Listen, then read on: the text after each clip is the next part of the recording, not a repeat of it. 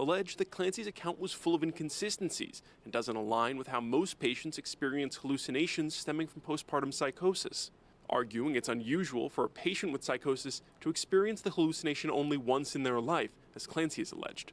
Jurors have heard 21 days of testimony from 84 witnesses. Closing arguments and deliberations are set to begin tomorrow. Peter Haralambous, ABC News. WTIC News time approaching 2:05. Checking traffic. In Hartford, 91 North, the exit 28 ramp to 15 South. That's closed due to a crash investigation. Bob Cox says the forecast. Nice afternoon out there. Mostly sunny, highs in the low 80s with light wind and comfortable humidity. Sunset occurs this evening at 7:34. Tonight will be partly cloudy. Lows about 60 to 65 degrees. Partly sunny, warm, and becoming more humid Thursday. Also a southerly breeze developing with the chance for shower or thunderstorm by tomorrow afternoon and evening. Highs in the low 80s. Chance for shower or storm tomorrow night. Muggy, low 65 to 70. And Friday is partly sunny, warm, and still on the humid side with the chance for a shower or thunderstorm. Highs in the low 80s. The humidity goes down Friday night. Sets us up for a nice day Saturday with sunshine at a high around 80. Sunshine Sunday morning mixing with clouds in the afternoon. Highs in the low 80s. I'm meteorologist Bob Cox in the WTIC Weather Center. All right, it's partly sunny and 79 right now in Hartford. Market's still trending downward this Wednesday. Dow Jones down 131 points. NASDAQ is down 37. S&P is down 3. For these stories and more, go to WTIC.com. I'm John Silva, WTIC 1080 News. The real estate market is shifting for the first time in years. Hi, this is Sandy Terenzi and Mike Price from the Livian team at Keller Williams. That's right. We're seeing more inventory, longer days on market, and more sellers reducing their prices to attract buyers. If you've been considering selling, waiting could cost you thousands. Today's value may not be tomorrow's value. Find out what your home's worth before the market moves further. Because in real estate, timing is everything. It's the difference between maximizing your equity and chasing the market down. Contact us today at 860-855-SOLD. Are you a commercial building owner in southern New England? Are you frustrated with your roof services? Contact Eagle Rivet Roof Service today. Our skilled technicians provide tailored roof repair and maintenance programs to maximize your building's lifespan. With 24/7 emergency response and comprehensive service options, we are Greater New England's trusted commercial roofing provider. Visit EagleRivet.com for a complimentary inspection or call 860-953-1231. Protect your investment with Eagle Rivet. Effect that takes place when the first person orders a hash brown with their breakfast sandwich. Suddenly, no one in the car can think of a single reason why not to get a little extra crunch. And you'll hear a chorus of, "I'll do the same," from the back seat. You can't do hash browns without McDonald's other breakfast classics. Get 2 sausage McMuffin with egg for $6 and any size iced coffee for $1.69. Price and participation may vary. Cannot be combined with any other offer or combo meal. Single item at regular price. Ba-da-ba-ba-ba. Hi, this is Brian Kilmeade from Fox & Friends. Have you checked out my radio show, The Brian Kilmeade Show?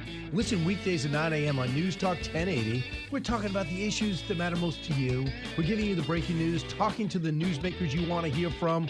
Where does President Trump take the country? Where do the Democrats go from here? We are covering all this in great depth and so much more. The Brian Kilmeade Show, weekdays, 9 a.m. on NewsTalk 1080. Listen to your radio, smart speaker, or on the free Odyssey app. Time now for today's Spotlight on Money, sponsored by Dollar General. You can go broke trying to look rich. The most expensive purchases we make are often the ones that are meant to allow us to keep up with someone else's lifestyle. Sandy Brager, Chief Client Officer at Experience in San Francisco, says you can avoid peer pressure by identifying your core values and sticking to them. Is it time with your family, travel, good health, career flexibility, philanthropy, a home, retirement? I'm Rob Hart.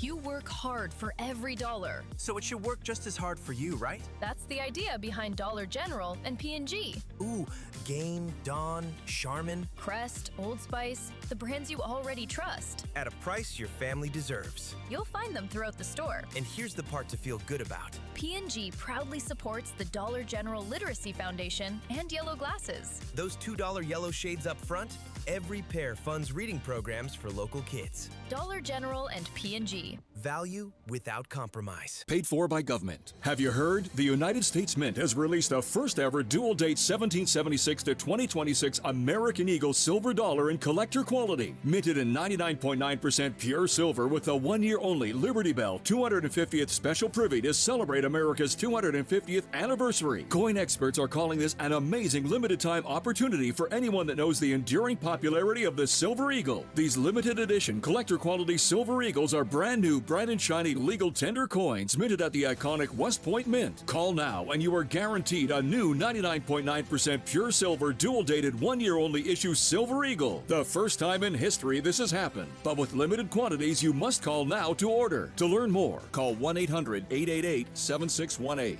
If you order now, you'll receive a free collector bonus of $50 value free with every order. Call 1-800-888-7618 now to secure your new 2026 American Silver Eagle before they are gone.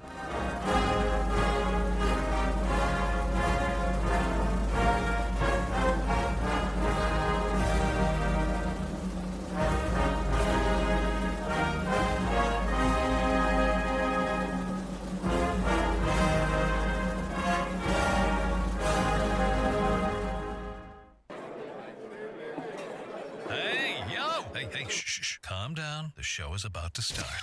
Reese on the radio. Turn it up. Turn it up low. Turn it up loud. It's like a dream come true. Turn on your radio. Reese is on the radio. Yo, let's get it. Due to the nature of this program, discretion does not exist. It's Reese on the radio. Right now on WTIC News Talk 1080. Yeah! What's going on, all you scallywags? My nutmeggers, conversationalists, young, old, and in between. And I can't forget the people who make it possible. You haters, it's Reese on the radio on WTIC News Talk 1080. Folks, let me throw my watch on. I can't do my show without my watch on. I always feel naked if I don't have my watch on. I took it off earlier because I was hot. And when I say hot, like I was temperature-wise hot and bothered. If there's anyone who should and could have hypertension, it should be me. But I'm a mellow cat. But today, my wrists were hot. Like I didn't want to be confined. I've got a little bit of claustrophobia going on. Like I don't like to be closed off. So silly little things like that. Like I want my watch. I wear this bracelet all the time, and this one was given by a listener that I wear all the time. And I have certain routines, but when my body gets a certain temperature, I don't want anything to constrict me. So my watch was doing it, and I took it off. And again, I don't get hot and bothered. I don't. But today, I got there, and I was having a good day. I was having a great day. I'm still having a fantastic day. Let me just start by there. I'm having a good day. I'm not mad. But can you humor me a little bit? Because I promise you all of this gets to a point. But I believe that in order for you to understand a state of mind as a radio host and as a person who is working for you, I don't want to just come in with the sort of bombastic, hey, this happened. No. I need to lay the groundwork here. And because this is radio, and because there's a degree of sort of, there's art, there's expression, it is a show. I have a job to do. You are to be somewhat entertained, if not intrigued, as well as informed. So I'm asking you to indulge me. So I know there's some people who say, just get to the point. No, that's not how this works. So I got to lay out my day and how this is working. So Adam 12 does what he always does. He finds a press conference, and he sends the information to me as soon as he gets it. Hey, there's a press conference in Wethersfield. Governor is going to be there, and he's talking about school bus safety. an important issue. Kids get killed because clearly some idiot refuses to obey those bus signals. So it's one of the things that I don't have to deal with the governor where I got to come in there and be partisan. It was like, hey, governor, what about the people who got somewhere to go? I'm not there for that. I'm there because it's supportive and I cover it. I get video for it and I post some of this stuff, if it's relevant. Governor was great. There was a young man there who got to speak. It was an 11-year-old boy. He was absolutely the most adorable, especially he was sitting behind the governor's podium, so you couldn't really see him. But I caught it just for that effect because his speech was about kids. When you get on the bus, what you're supposed to do is the most adorable thing. So that was great. But I found something out when I got there. And that was not just the governor was there, but the Department of Motor Vehicle Commissioner, Tony Guerrero, was there. Now, if you've been listening to this show at all, watching it online, you know that I've been trying to get an audience with the head of the DMV. With as it relates to Seo Sekunjanin, the motor voter rolls, the DMV overall, writ large, that whole bit. And he was there. And I want to thank the commissioner, Tony Guerrero, for stopping and talking to me at length. He did not, and I mean this, he did not whisk me away. Hey, I'm busy, blah, blah. No, he stood there and talked to me at length as I talked to him what I was concerned about, what I would love to have him on the show to talk about.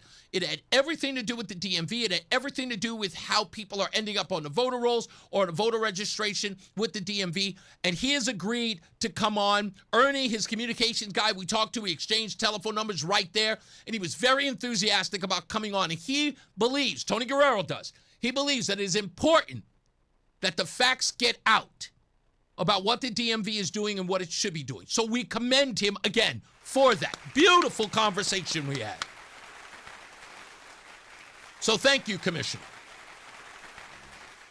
Now, I'm thinking that the governor is going to be having, doing some, unrelated question and answer stuff after this press conference about school safety.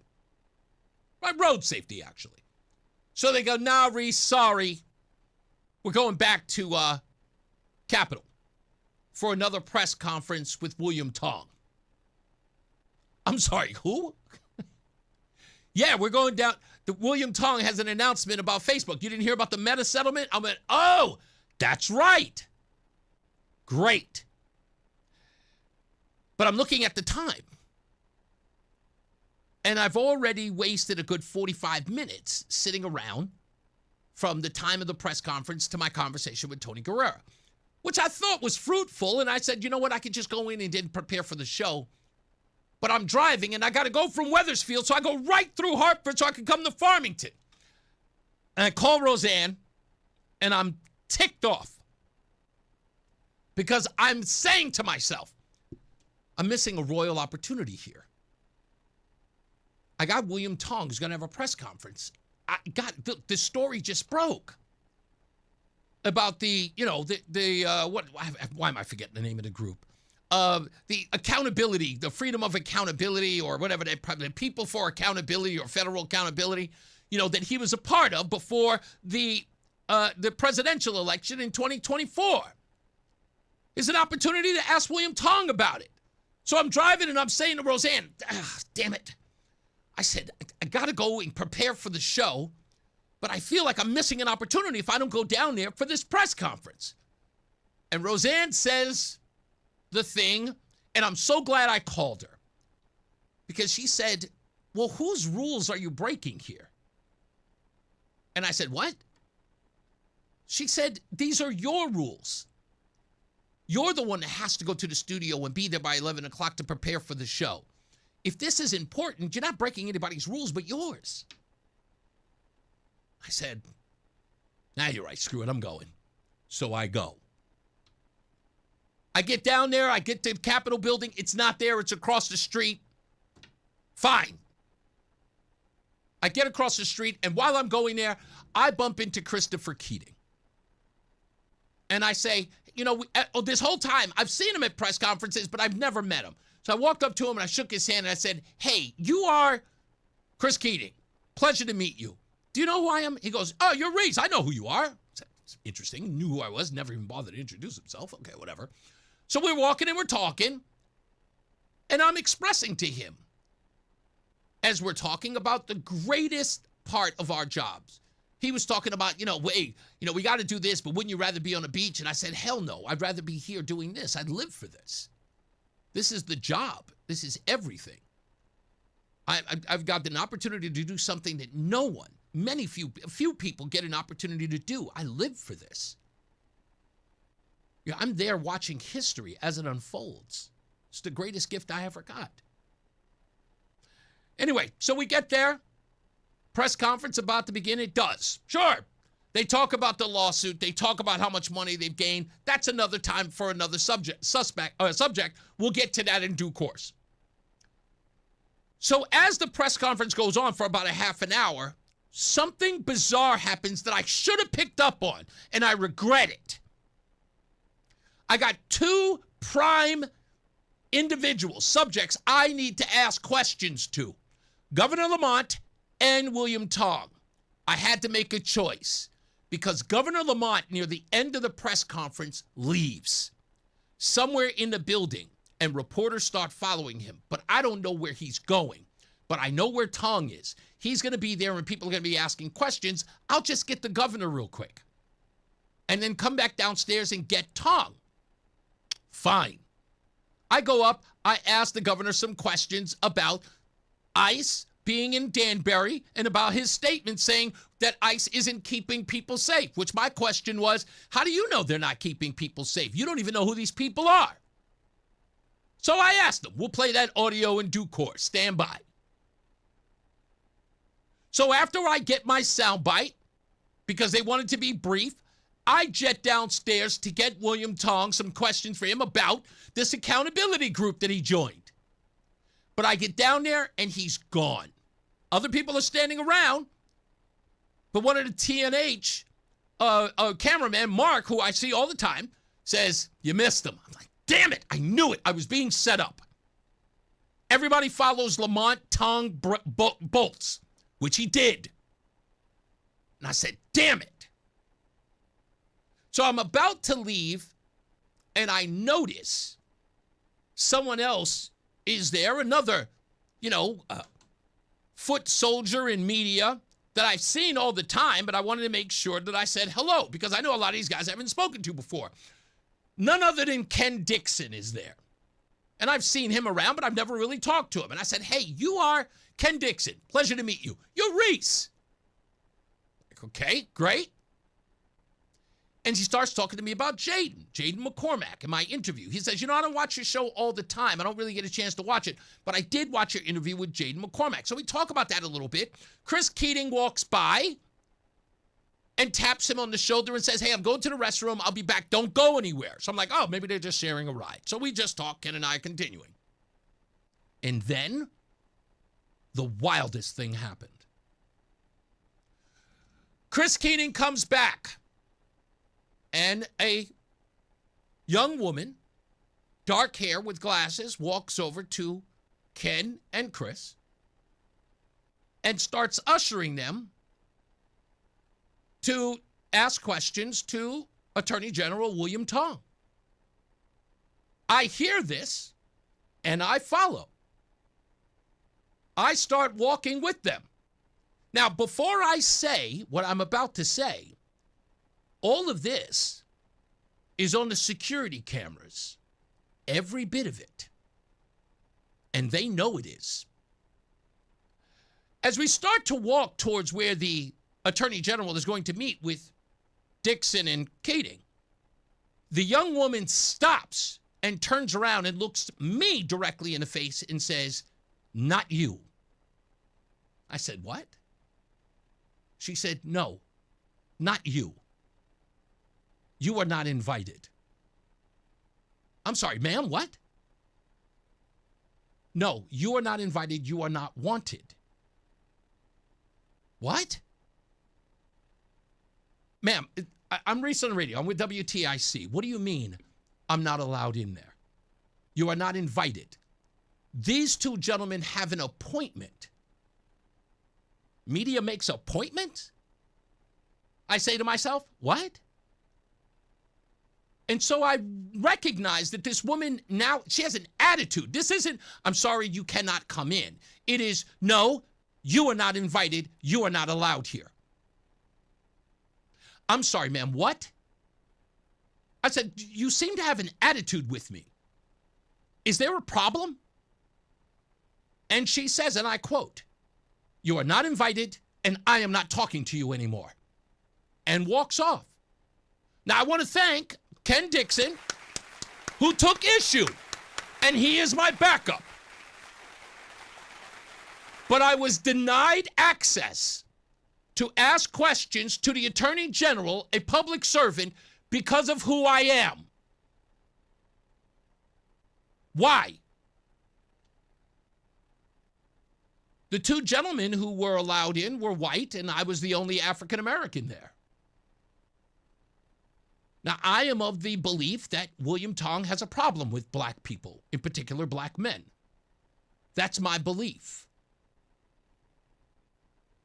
And I stand by that. I was isolated.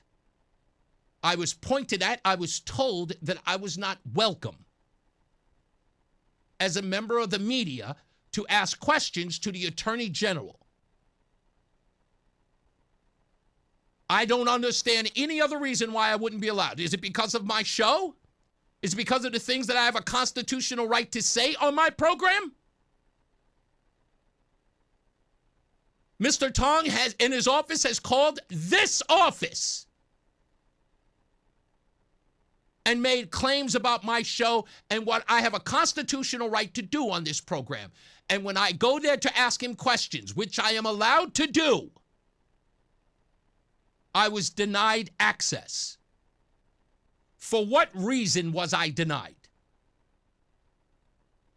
This was a press conference that I sat through, that he saw me at. I covered it. I did not interfere. I did not raise my voice. I did not in any way impede him from doing his job in that press conference. I covered it like every other member of the media. And when I wished to ask questions, I was denied access. And I demand to know why. And if anybody thinks that I am not telling the truth, I would suggest contacting Ken Dixon, who was there as a witness, who took my telephone number as a result. And I would say, go to the security cameras in the building, where you will see I was denied access. I was stopped and told I could not proceed. I'll come back and I'll tell you the rest of the story when we return. Time does not allow me to, doesn't give me the opportunity to continue this, but I will on the other side of the break. Stand by. It's Reese on the radio. Hey, what's up, guys? Reese on the radio here live in Hartford. Don't forget to check us out every weekday, 2 to 6 p.m. on the home of Reese on the radio, NewsTalk 1080 WTIC. Here's the deal. The government is over $38 trillion in debt, which means the IRS isn't slowing down. And the tax code is complex and unforgiving. So it's not surprising if you're one of the millions of Americans that owe back taxes to the IRS. Unfortunately, they're the world's most powerful collection agency, with the ability to garnish your wages, seize your bank accounts, and even take your home or business. But don't be stressed or worried any longer. We're Optima Tax Relief, America's most trusted tax resolution firm. We have resolved over $3 billion in tax debt for our clients. Our award-winning professionals deal with the IRS every single day, protecting our clients and preparing them for the best possible resolution. For tax help you need, for tax help you can trust, give Optima a call today. Call 800-568-6533. 800-568-6533. 800-568-6533. Optima Tax Relief. Some restrictions apply. For complete details, please visit OptimaTaxRelief.com. Finding great candidates to hire can be like, well, trying to find a needle in a haystack. Sure, you can post your job to some job board, but then all you can do is hope the right person comes along, which is why you should try ZipRecruiter for free at ZipRecruiter.com/radio. ZipRecruiter doesn't depend on candidates finding you. It finds them for you. Its powerful technology identifies people with the right experience and actively invites them to apply to your job. You get qualified candidates fast. So while other companies might deliver a lot of hay, ZipRecruiter finds you what you're looking for. The needle in the haystack. See why 4 out of 5 employers who post a job on ZipRecruiter get a quality candidate within the first day. ZipRecruiter, the smartest way to hire. And right now, you can try ZipRecruiter for free. That's right, free at ZipRecruiter.com/radio. That's ZipRecruiter.com/radio. ZipRecruiter.com/radio. ZipRecruiter. And now, a WTIC news update. 2:30, Hartford temperature 79 degrees. I'm John Silva, WTIC 1080 News. An arrest has been made in a fatal stabbing in New Haven earlier this month. Carlos Merera is charged in the death of Michael Spencer back on August 12th. The two got into a dispute in the public library that day, which wound up outside. Merera allegedly stabbed Spencer to death and now faces murder and other charges. Man is dead, and Seymour police are investigating. They say Dean Battaglino was found shot in a parking lot early this morning. The 33-year-old last known address of New Haven. No word yet on suspects or a motive. The Lindsay Clancy murder trial is winding down in Plymouth, Mass. The Wallingford native is accused of killing her 3 small children 3 years ago before attempting to take her own life. Closing arguments and deliberations could begin tomorrow. Meta has agreed to a $17 billion settlement to end the landmark child social media addiction trial with 47 states, including Connecticut. The state stands to receive $265 million from the settlement. It's being called the largest state settlement with a single defendant in history.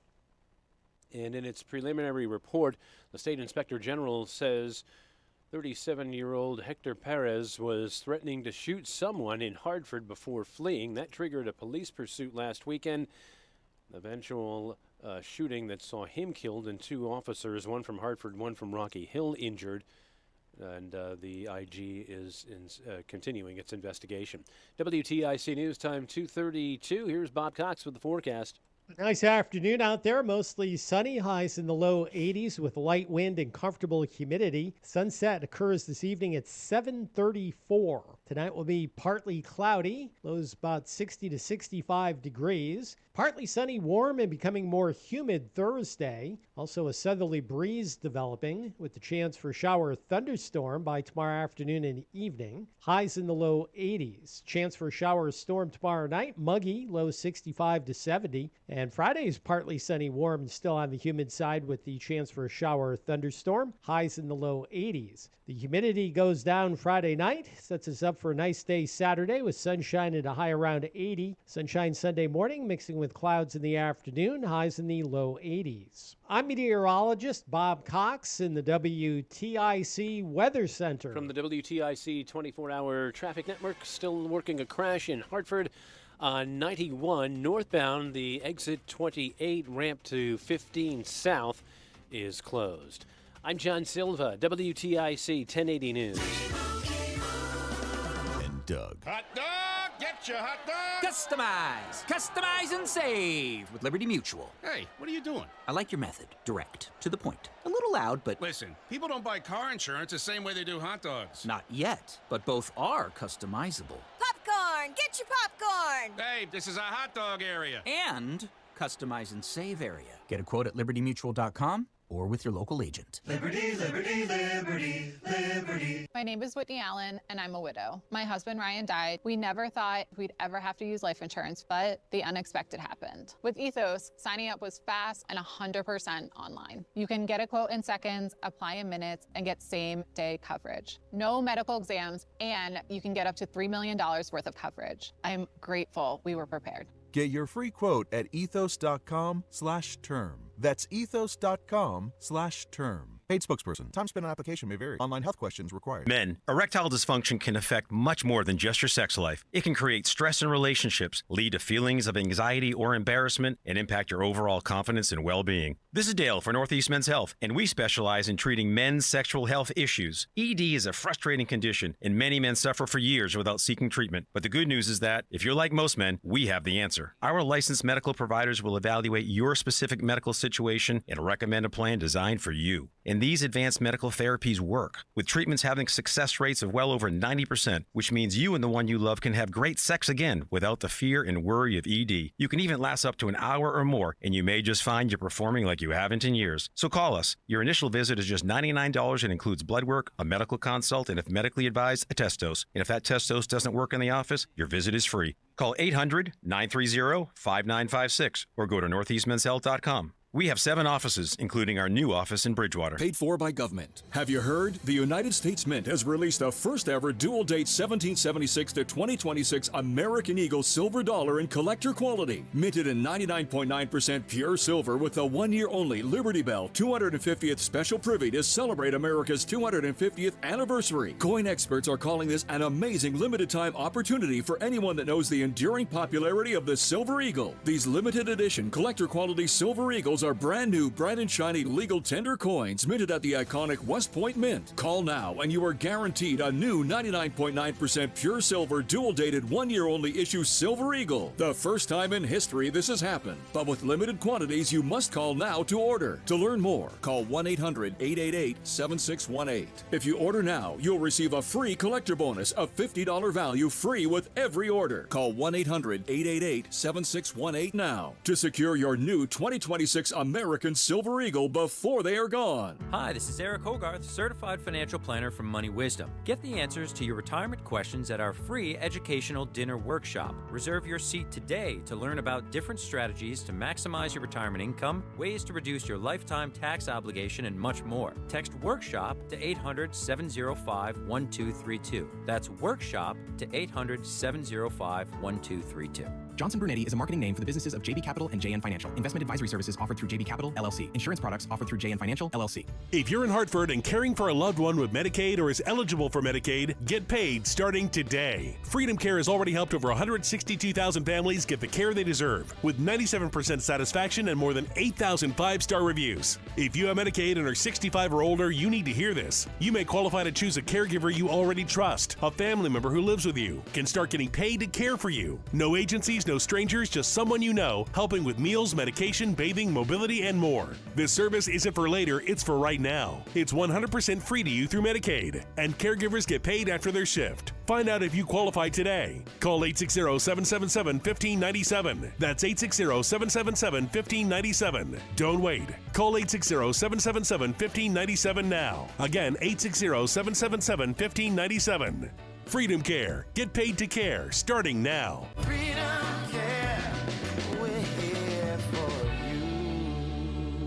If you owe back taxes, listen carefully to rule number 1. Never go up against the IRS alone. They're cracking down, freezing bank accounts, garnishing paychecks, canceling passports. Even your home or business could be at risk. But here's what they don't tell you. The IRS has powerful tax relief programs that could save you thousands if you qualify. That's why smart people call Optima Tax Relief, America's #1 tax resolution firm. Nobody knows these programs like the experts at Optima. Their team of tax attorneys and licensed professionals have resolved over $2 billion in tax debt for people just like you. The IRS is not stopping, so don't wait, and don't take them on alone. For tax help you need, for tax help you can trust, call Optima today for a free consultation. Call 800-354-2840. 800-354-2840. 800-354-2840. Optima Tax Relief. Some restrictions apply. For complete details, please visit OptimaTaxRelief.com. Fan of WTIC? Then do us a favor. Download the free Odyssey app and favorite WTIC. All right, we're back. Reese on the radio on WTIC News Talk 1080. Now, many people will believe I'm going to belabor this conversation or what happened today in Hartford. I am not. I'm going to take action. I intend to take action. Because all of the evidence is there. They know it's there. It cannot be denied. And again, like I said, I have a witness. I stood right there. Ken Dixon was standing next to me as this played out. And it was astonishing because everybody said it was like, you didn't have your camera out. I was like, to be honest with you, I had no intention of going through that. None. Now, I'm going to do something that I always tell everybody I'm going to do. And that is eat from the table you set. What does William Tong have a problem with regards to Reese on the radio? What is his core issue with Reese on the radio? Why did he call this very network my bosses? Because of what reporting and what material I talked about on this very program. What was my concern? It was the 8-year holdup of a tape of the killing of J. Allen Jones, a man 31 years old with a child who had a mask put over his face, pepper sprayed, and crushed. And William Tong's office keeping that videotape from the hands of his family, his mother in particular, Jessica Jones. I questioned him on it, and he took issue with me. He has ever since. It is the only thing that I have been critical of William Tong. Forget about all the rest of this stuff. Those things come with the job. But that is the core issue he took with me, saying that he took umbrage with my characterization of him as it relates to black people. I laid out the evidence. I laid it out under any other circumstance. If this were the NAACP, the Urban League, the United Negro College Fund, HBCUs, Benjamin Crumb, Al Sharpton, by any other measure, they would say that William Tong has a history of discrimination against African Americans. They hold Donald Trump to that characterization for less. Donald Trump says black jobs and he's a bigot. William Tong kept a videotape of a black man's death that was ruled a homicide away from the family for 8 years. My criticism of him is fair. If I'm to use the template that every other civil rights organization for the last 20, 25 years have used. No one would argue. But in Connecticut, they would. Why? Because they're in a pocket of this yahoo. They've allowed him to have a pass. So that's his beef with me. That's his only beef with me. When I show up at the press conferences, everybody knows that I am honest and fair. I don't argue. I don't yell. I don't curse. I don't disrespect. I just ask the tough questions. Every bit of it is, there's video evidence of it everywhere. I make it public to you, unedited. So I got denied. That woman denied me. You are not invited.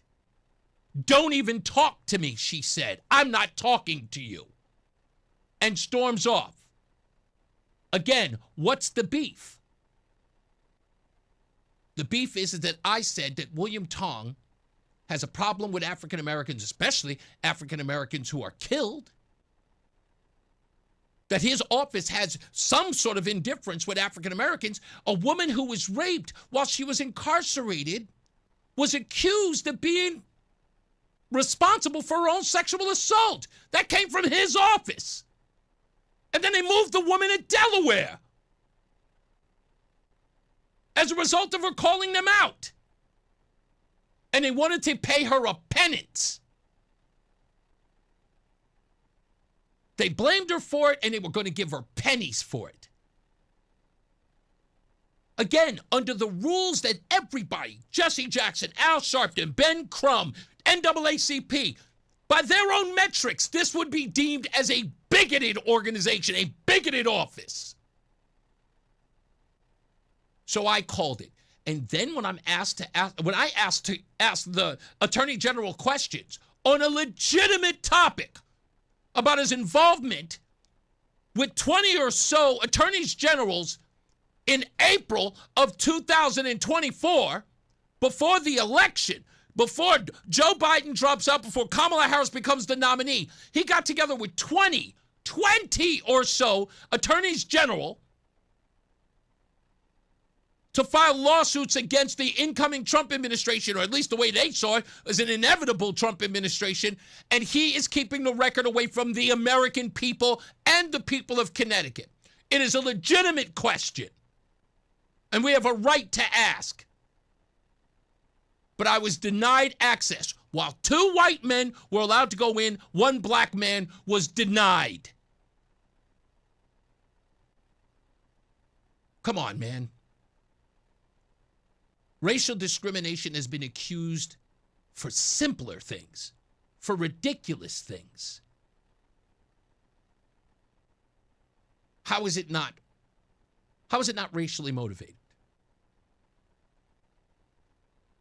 There was a white woman there, 2 white men from the media. I was the only black man standing there. I told the woman, why do you have an attitude with me? I don't hear anybody saying, she didn't say to me, it's okay, with all due respect, Mr. on the radio, these gentlemen had an appointment. The attorney general will not see you now. No. She had full-on attitude. And again, like I said, somebody demand the tape, because I am. It happened inside that building, and I know security was recording it. And I know Ken Dixon was there, and he was a witness to it. So what else could it be? What else could it be? That is a documented issue that he and I have, is with regards to the J. Allen Jones case. It's the only beef he's got with me. And my characterization of his office as it pertains to black folks when they are incarcerated. And how they are treated when they are behind bars. So I asked, what is it? If it wasn't that, can it be just because, I don't know, I'm aggressive? Is it because I ask tough questions? Well, tough-ish. You're a big boy. That whole press conference, you were up there talking about no matter who it is, whether or not it's the social media companies or the gun manufacturers or the president of the United States, we will not stop. That's a direct quote, William Tong. But old lowly radio hosts, I guess the stop sign goes up, huh? Huh? Some loudmouth talk show hosts. All of a sudden, stop signs and the red lights appear. All of a sudden, huh? No bravado, huh? No machismo. All the testicular fortitude out the window, huh? You got to send out a young lady to say, no, not you. Somebody tell me something. We called the office. We just called the office and asked if we were racially discriminated against. What was the reason we were denied? They hung up on Adam 12. Is that the way that we do things, Attorney General? You don't like the questions? You don't like the inquiry? You only want favorable, down the middle, softball questions? Nothing against Keating or Dixon. That I don't want to give the impression that they were giving softball questions, but apparently he has no problem talking to those men. Apparently there's some problem with an aggressive Negro with a microphone.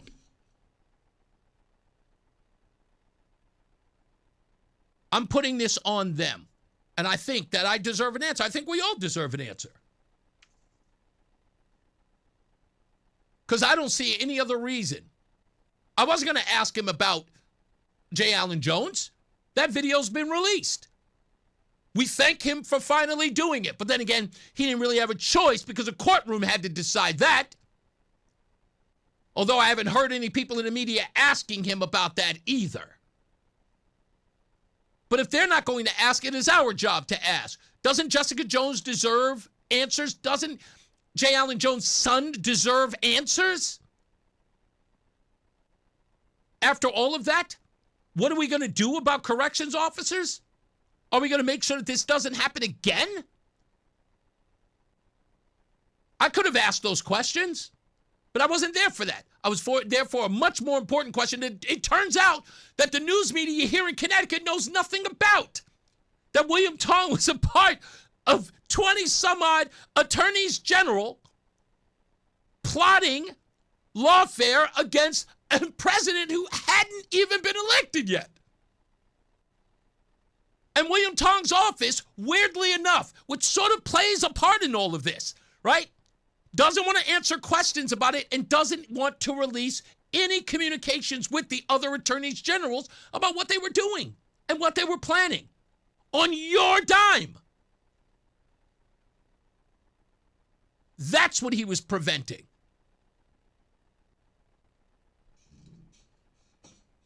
We'll take a break. We'll come back. If you want to get on the phones, you can. 860-522-WTIC, 860-522-9842. We'll be back. It's Reese on the radio. Need good tech advice? Must be a computer error. Tune into the Gold.com award-winning Computer Talk with Tab, Saturday mornings 9 to 11 on WTIC News Talk 1080. God, I love technology. Eric Semmel and Dennis Howland of Tab Computer Systems will keep you updated with tech news you can use and answer your technology questions live on the air. Miss a program? Be sure to subscribe to the podcast and tune in from anywhere via the Odyssey app. Computer Talk with Tab, Saturday mornings on WTIC News Talk 1080. Eat it up, eat it up. The Hartford Yard Goats.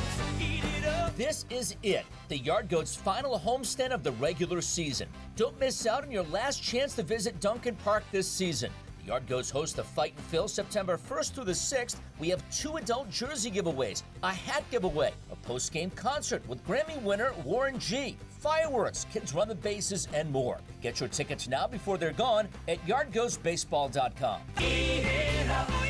Hi, I'm Joe with SimpleSaleUSA.com, and I buy houses cash. If you own a house and want to sell it fast at a fair price, call me at 203-896-4000. I can pay cash and close in as little as 7 days. I buy houses in any condition, any price range, and more importantly, anywhere in Connecticut. I'm a private real estate investor who buys several houses a month, and I want to buy more. I buy inherited houses, divorce houses, behind in payment houses. I even buy my tenant won't pay me the rent houses. Do you own a house that is trash and needs thousands of dollars in repairs? Great, because I love buying junk houses. I buy vacant houses, abandoned houses, condemned houses, and even foreclosure houses. If you own a house and want to sell it fast, call me at 203-896-4000. That's 203-896-4000. 203-896-4000. Need dinner sorted fast? Here at Dollar General, celebrate Paw Patrol the Dino Movie with new Paw Patrol shaped tots. Crispy on the outside, fluffy inside, and shaped like everything pups love. Bones, paws, and stars. Air fryer friendly and on the table in minutes. Let the little ones pick their favorite shape. Find them in the freezer aisle today. My name is Whitney Allen, and I'm a widow. My husband, Ryan, died. We never thought we'd ever have to use life insurance, but the unexpected happened. With Ethos, signing up was fast and 100% online. You can get a quote in seconds, apply in minutes, and get same-day coverage. No medical exams, and you can get up to $3 million worth of coverage. I'm grateful we were prepared. Get your free quote at ethos.com/radio. That's ethos.com/radio. Paid spokesperson. Time spent on application may vary. Online health questions required. It's Reese on the radio on News Talk 1080 WTIC. I appreciate you guys indulging me in all of this, but I figured I'd share it with you. Let's go to the phones. Lynn in West Suffield is on the line. How you doing, Lynn? Hello? Oh, I thought I did. I'm sorry. I thought I pressed the button. Hey, Lynn, how are you? I'm doing okay. Hanging in there. What you got going on? I want to. What has Tong ever done for the state of Connecticut? All that he ever does is sue everybody. Yeah. I mean, that's what he was there. He was, pounding his chest about suing the social media companies, getting some $250 million, which I'm interested to find out where that money's going to go, probably in the general fund. But, yeah. Exactly. And since the state is pushing Islam in all the schools for all the kids, maybe if you wore a hijab, they would have let you in. Yeah. You're probably right. I thought it was interesting. Like I said, this woman, the way it wasn't even respectful in a sense of, no, I'm sorry. These two gentlemen have an appointment with the Attorney General, so I'm afraid I cannot let you go in. No, it was you. You can. It was personal, and I recognized it immediately. I said, "You seem to be talking to me with a tone. You have an attitude with me." And she was like, "I'm not." And she just goes, "I'm not talking to you anymore," and walked off. And I'm like, "Whoa!" And again, like I said, it would be one thing if I would look like a weirdo if I had just said that. I'm not that person who would make that story up, but I'm standing there with Ken. Which, by the way, I want to give Ken Dixon a round of applause because here's why. Because I saw it in his eyes. There was a part of him that was saying, "You can't deny a member of the press because you don't agree with them. Like you can't do that." Like I saw it in his eyes, and I know he felt a little perturbed about it. Because, look, I would have done the same thing for him, and he felt that way. He said something to me, or he asked for my telephone number after the fact. He was like, "Can I take your telephone number real quick?" And I was like, "Yeah," and I gave it to him. Just literally as she walked off, he's like, "Give me your telephone number." So I gave it to him. So I got to give them props because I know he was saying that was wrong. He knew it was. Right, exactly. I had a hard time calling your number to start with. Oh, I'm sorry about that. Oh, something weird was going on, let me tell you. Yeah. Not some Asian woman or something, I don't know. Maybe. Thank you, Lynn. I appreciate you. Okay. You got it. Right. Let's go to Tom in Thomaston. I know Tom's got something to say about this. What's up, Tom? Oh, yeah. Hey, good day. That's so infuriating. Reese, you know what it is? They've had 40 years of softball questions, so a normal question like yours, they consider that, treasonous talk. Yeah, confrontational. I mean, even Lamont referred to my questions about Melissa Ramirez as provocative. Yes. How dare you question us? We've run the state for 40 years and no one has questioned us. Yeah. That man, Reese, that you said, Ken Dixon. He might be a good guy, but reporters like him for 30, 40 years have never really asked a tough question, and that's why we're where we're at. Yeah, you know what? I don't know a lot of Ken Dixon's reporting, but I think the reason why he saw it as problematic, in this part, Ken and I had been talking as he was waiting for this assistant or whatever to show up, and we were having a very honest conversation about what's his name, Jaden McCormack. And I was telling him, I said, look, I am a conservative, but I am rooted in truth and honesty. And yes, do I have a partisan bent? Absolutely. But I am not going to go out here and tell you a lie just to protect my side. I know who I am, but no one's going to give me credibility if I'm lying. So I need to be honest. And when Jaden came up here saying he would, we need a government that executes gays, I have a problem with that. And I told him to his face I have a problem with that. I didn't play a partisan role and just say, well, you don't understand him. He's misunderstood. No, I told him it was wrong. And he said, he said to me, that's the reason why I loved your interview with him. He said, you pushed back on him. And I'm like, yes. So when this happened, and I said, look, I know they don't like the tough questions, but I got to do my job. So when he saw that happen, I know he saw in real time everything I was talking to him about before that. Yeah, let's hope that'll, light a spark under him, and maybe he can get more Democratic-leaning reporters to, be a little more professional and, ask some tough questions. Yeah, exactly. That's why and, hey, Reese, that $250 million that the state got, yeah, not a penny of that is going to go to any type of website. And nothing's going to go to the internet. It's all going to go into the general fund. They had a whole bunch of, we can develop some programs out of the fact. I'm like, you have been planning this lawsuit since 2021. You guys didn't know, where you were going to put this money? You had 5 years. if you won this lawsuit to decide where the money would go, and you're just figuring it out and you're about to sign the paperwork on it? And 90% of it could all be fixed if parents just watch their kids. Now, they can't watch their kids 24/7, so there should be some limits on the sites that you go to. I agree. Yeah, it's mostly parent control. There is, you know what? That was addressed at the press conference. Someone from WFSB asked that question as well, and I'm actually going to talk about that a little bit because the press conference was actually pretty compelling, which I caught on tape. It was a really, really good interview, especially as it relates to social media and with children. And that's a valuable question that you just raised, which was raised there. I'll be listening. Thank you, buddy. I appreciate you.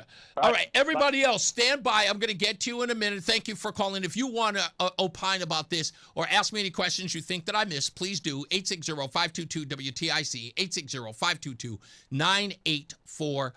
We'll be back. News is up with John Silva. It's Reese on the radio. This is WTIC News Talk 1080 with Brian and Company in the morning, Reese on the radio in the afternoon, and news around the clock. WTIC and WTIC FM HD2 Hartford and Odyssey Station. 3 o'clock, 79 degrees, partly sunny skies with temperatures in the low 80s today. All the forecast details coming up. Police in Seymour have a homicide on their hands. A little after 1 this morning, officers responded to the Ideal Plaza on North Street in town. When they arrived, they found the victim with multiple gunshot wounds. He has now been identified as 33-year-old Dean Battaglino. Police say his last known address was in New Haven. Right now, there's no word yet on whether detectives have any suspects in mind or a motive for the killing, and that investigation is ongoing. Arrest has been made in a fatal stabbing from earlier this month in New Haven. Police have arrested 49-year-old Carlos Merera in the death of 37-year-old Michael Spencer. Police say on August 12th, the two got into an altercation over the volume of music inside the public library near the Green. Both were removed from the premises, but the dispute flared up again once outside, and police say Merera stabbed Spencer multiple times. At a news conference this afternoon, Spencer's mother said her son suffered horrific injuries. Knife was such that it cut through to the bone, cut down my son's hand to the bone. Even the funeral director said that was no ordinary knife that he used. Suspect Merera faces murder charges. He's being held on $1.5 million bond.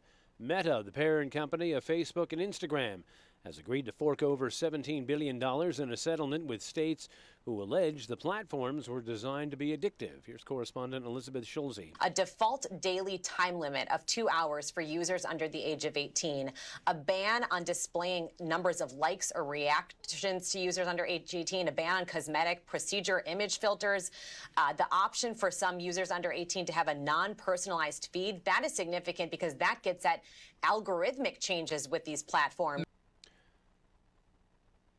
More information has been released by the State Office of Inspector General regarding that officer-involved shooting last weekend that began in Hartford and wound up in Newington. Preliminary report finds 37-year-old Hector Perez was threatening to shoot someone late Friday in the area of Fales and Sisson in Hartford. When Officer Alex Diaz arrived on scene, Perez fled. Diaz pursued him. They got into a struggle. Diaz reportedly felt something resembling a gun in the suspect's waistband. Perez broke free, entered a vehicle, and fled into Newington. That's where officers from multiple districts cornered him and engaged, and a shooting broke out. I'm hit! I'm hit! Perez was killed. Officer Diaz and Rocky Hill Police Officer John Escobar were injured. They have since been treated and released. The Inspector General is continuing its investigation. Canada's hit back at the U.S. with tariffs of its own. Ottawa is putting import duties on about $20 billion worth of American goods. The Yale Budget Lab said that it's about $1,100 right now for the typical American household per year, the impact of all the tariffs, and that includes what he had put into effect over the weekend. So this is having a real impact on American consumers in terms of what we're seeing in potential price increases. It's ABC's Karen Travers at the White House. As a hearing Thursday on the future of the Kennedy Center. The Justice Department says it could face financial trouble if structural decline is not addressed. That and whether to put President Trump's name on the building have been issues for months. The judge actually has scheduled an emergency hearing on this that will be tomorrow afternoon. But the Justice Department is threatening that the administration is just going to tear down the Kennedy Center altogether. And they say replace it with something like a large outdoor amphitheater. If the judge doesn't allow these renovations to move forward or for the president's name to be on the outside of the building. Correspondent Catherine Falders. WTIC News time is 3:04. Checking traffic at an earlier crash in Hartford. 91 exit 28 to 15. Looks like that has now been cleared, and we are free of any major problems on the roads as we head into this Wednesday afternoon. We are seeing delays along the shoreline in New Haven, 95 southbound out of New Haven, actually, between exits 46 into West Haven at 43. Leftover road work in Manchester on 84 between 62 and 63. That's right lane for another 25 minutes or so. And delays on the Parkway northbound out of Wallingford. Backups reported between exits 58B and 61. Let's head over to the WTIC Weather Center. Here's meteorologist Melissa Constanzer. Sunshine, clouds for the rest of the day, and temperatures holding on to the lower 80s. Tonight, though, we'll fall back to the mid-60s. However, we'll be partly cloudy and a bit more humid as we do it. Tomorrow is humid with sun and clouds, a high of 83. Just watch, there will be a thunderstorm in parts of the area for the afternoon. Some of those thunderstorms and showers may linger into the evening hours tomorrow night. Then it's mostly cloudy with a low of 68. There will be enough clouds around that it can be difficult to see the lunar eclipse, so don't get your hopes up too high. Going into Friday, will be mostly cloudy with a thunderstorm still possible as we keep things humid, the high near 82. But finally by Saturday, it's a beautiful start to the weekend. We'll be a little less humid, sun and clouds, the high near 80 degrees. Sunday is partly cloudy. Watch for a shower. Can't be completely ruled out as we hit a high of 82. And we'll keep the chances for a few showers, even a thunderstorm, as we head into Monday and Tuesday. This is meteorologist Melissa Constanzer in the WTIC Weather Center. All right, partly sunny right now, 80 degrees the temperature in Hartford. Dow's down 84. NASDAQ is rallying, now up 30 points, and the S&P is up 11. For these stories and more, go to WTIC.com. I'm John Silva, WTIC 1080 News. I'm John Morgan. There are many reasons to hire Morgan & Morgan for your injury case. Reason number 3. First, all lawyers are not the same. If my family had an injury case and I couldn't hire us, there are only about 3 to 4% of the lawyers out there that I would hire. And here's why. Most of them rarely, if ever, go to trial. They just take the last best offer. Hell, you can do that yourself. Do this. If you're looking for a lawyer, Google Morgan & Morgan results and see what comes up. It may shock you. Then Google the firm you're thinking of hiring and do the same. That may shock you as well. We became the largest injury firm in the world for a reason. We won a lot. $30 billion and counting. Morgan & Morgan. For the people.com. Who would I hire? I'd hire us. Injured? Dial pound law. Nicholas Russo, 157 Church Street, New Haven, 06510. Men, summertime is here, and that means vacations, summer barbecues, outdoor parties, camping, beaches, and so much more. This is Dale for Northeast Men's Health, and if you're like many men, you may not be feeling like yourself this summer. Perhaps your energy is low and you aren't sleeping well. Maybe your workouts aren't as good as they used to be. Maybe even your sex drive is off. And if what I'm describing is you, it's likely you're suffering with low testosterone. But low T doesn't have to affect you anymore. Just call Northeast Men's Health, get treated, and see how it changes your life. If you're like most men, you'll feel so much better. Deeper sleep, improved vitality and clarity, greater strength and energy, and an improved sex drive as well. So call us. Just $99 gets you a PSA and T-test and a medical consult. And if you start on treatment the day of your appointment, your visit is free. Call 800-930-5956. That's 800-930-5956. Or go to northeastmenshealth.com. We have 7 offices, including our new office in Bridgewater. Northeast Men's Health, a Permetic restorative health practice. Reese on the radio, making sense of the news. Yeah, even when it makes no sense at all. Now on WTIC, News Talk 1080. Yes, I know a little unorthodox, but we're going to the phones early today because I know you all want to jump in on this conversation. Let's go to is this Jim in Waterbury. How you doing, Jim? Hey, Reese, that's egregious what they did to you. That's what happens when authoritarians take over. Mm-hmm. You have no more freedom of speech. That's pretty much almost close to being a First Amendment violation. Well, can I read this to you, Jim? Because I thought was interesting. It says government officials, including state AGs, are not required to hold press briefings at all. Once they do open one to the media, the First Amendment rules kick in. They can impose reasonable viewpoint neutral limits, space, security, bona fide news organizations, accreditation, or a formal pool system. They cannot exclude a reporter or outlet based on the content of past coverage, political viewpoint, or because the official simply prefers friendlier outlets. Yeah. That's viewpoint discrimination.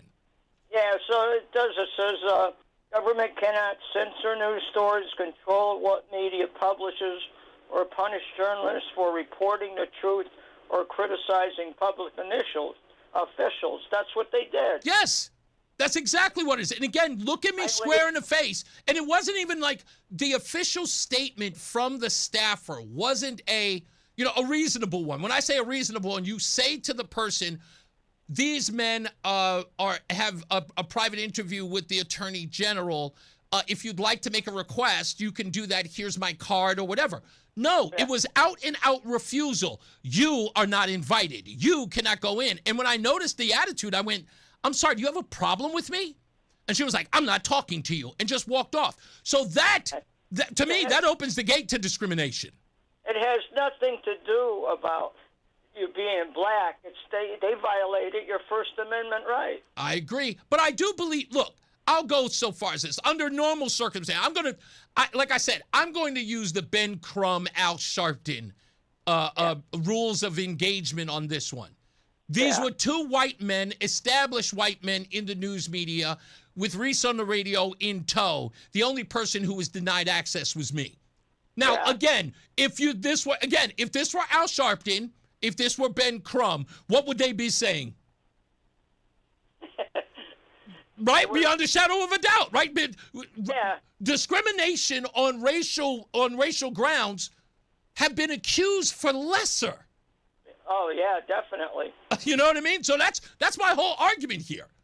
It's like what could be the other reason that I was denied? Because again, I'll go back to what I just said earlier. Let's establish why I was denied. I was critical of William Tong, right, who denied a black family access to a videotape that a coroner called a homicide. And he held it up for 8 years. When it happened in an administration before he ever became a part of it, he chose to keep that. Not only that, a black woman was sexually assaulted while she was incarcerated, and his office pretty much blamed her for her own sexual assault.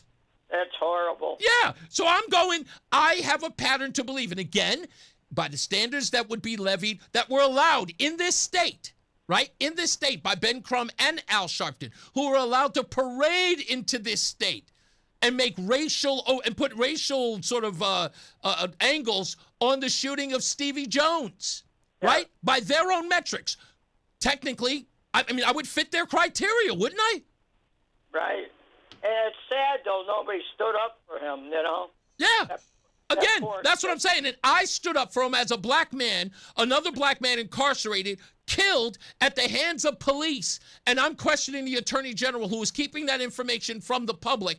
And that's the reason in which he would not allow me inside this presser to ask him questions about another scandal where he was, I guess, coordinating lawfare against a president of the United States that hadn't been elected yet. Yeah, I tell you. But that poor young man, that was out-and-out murder. Agreed. Every facet of that was putting a bag over his face, pepper spraying him, crushing him. While these people literally lost their minds about a death of George Floyd that happened over 1,200 miles away from here. Yeah. This state had more compassion and ridicule for cops for that event than they did for one in their own backyard. I know. It's sad. That's sad. Yeah, exactly. Thank you, buddy. I appreciate you. I'm going to grab a few others here. Bye. We're with you. Thank you, sir. Let's go to the poet laureate, Fred. How are you, sir? I'm good. So William Tong is the ultimate bad cop. He's kind of the top cop in Connecticut. Yes. And you're doing some really good work with him. I call it a rope-a-dope. I think this might be a bridge too far for him. Yeah, he's swallowing poison here. Say, I don't want to break your flow with a poem. I could do this another time. Yeah, that's okay. Do it another time. I've got literally, in fact, if you want to do it later on in the show, you're fine, because I got plenty of other stuff All right, I'll to call get to. back. Excellent. Thank you. God bless you, buddy. Bye-bye. You got it. All right, let's go to, is that Ryan? Ryan's in Coventry. Hello, Coventry. I have to pronounce that correctly. Hi, Ryan. Hey, what's going on, Reese? What's up, buddy? I kind of disagree with some of these people. They're saying it's not based on race, but it clearly is. This is wild. I can't believe that this happened to you today. I actually feel bad for you. No, I don't know. Like, I've been looking online and stuff. There's lawyers that you could reach out to that cover the press. I recommend everyone call the Attorney General's office on your behalf, because I don't think this could stand. This kind of treatment. I think, again, that's, like I said, I would have understood if the aide, the secretary, whatever her capacity is in the Attorney General's office, if she had said this is a private conversation with Mr. Dixon and with Mr. Keating, and this isn't a press available, if you'd like to, here's my card and contact the Attorney General. It was done. I mean, it was malicious in tone and tenor.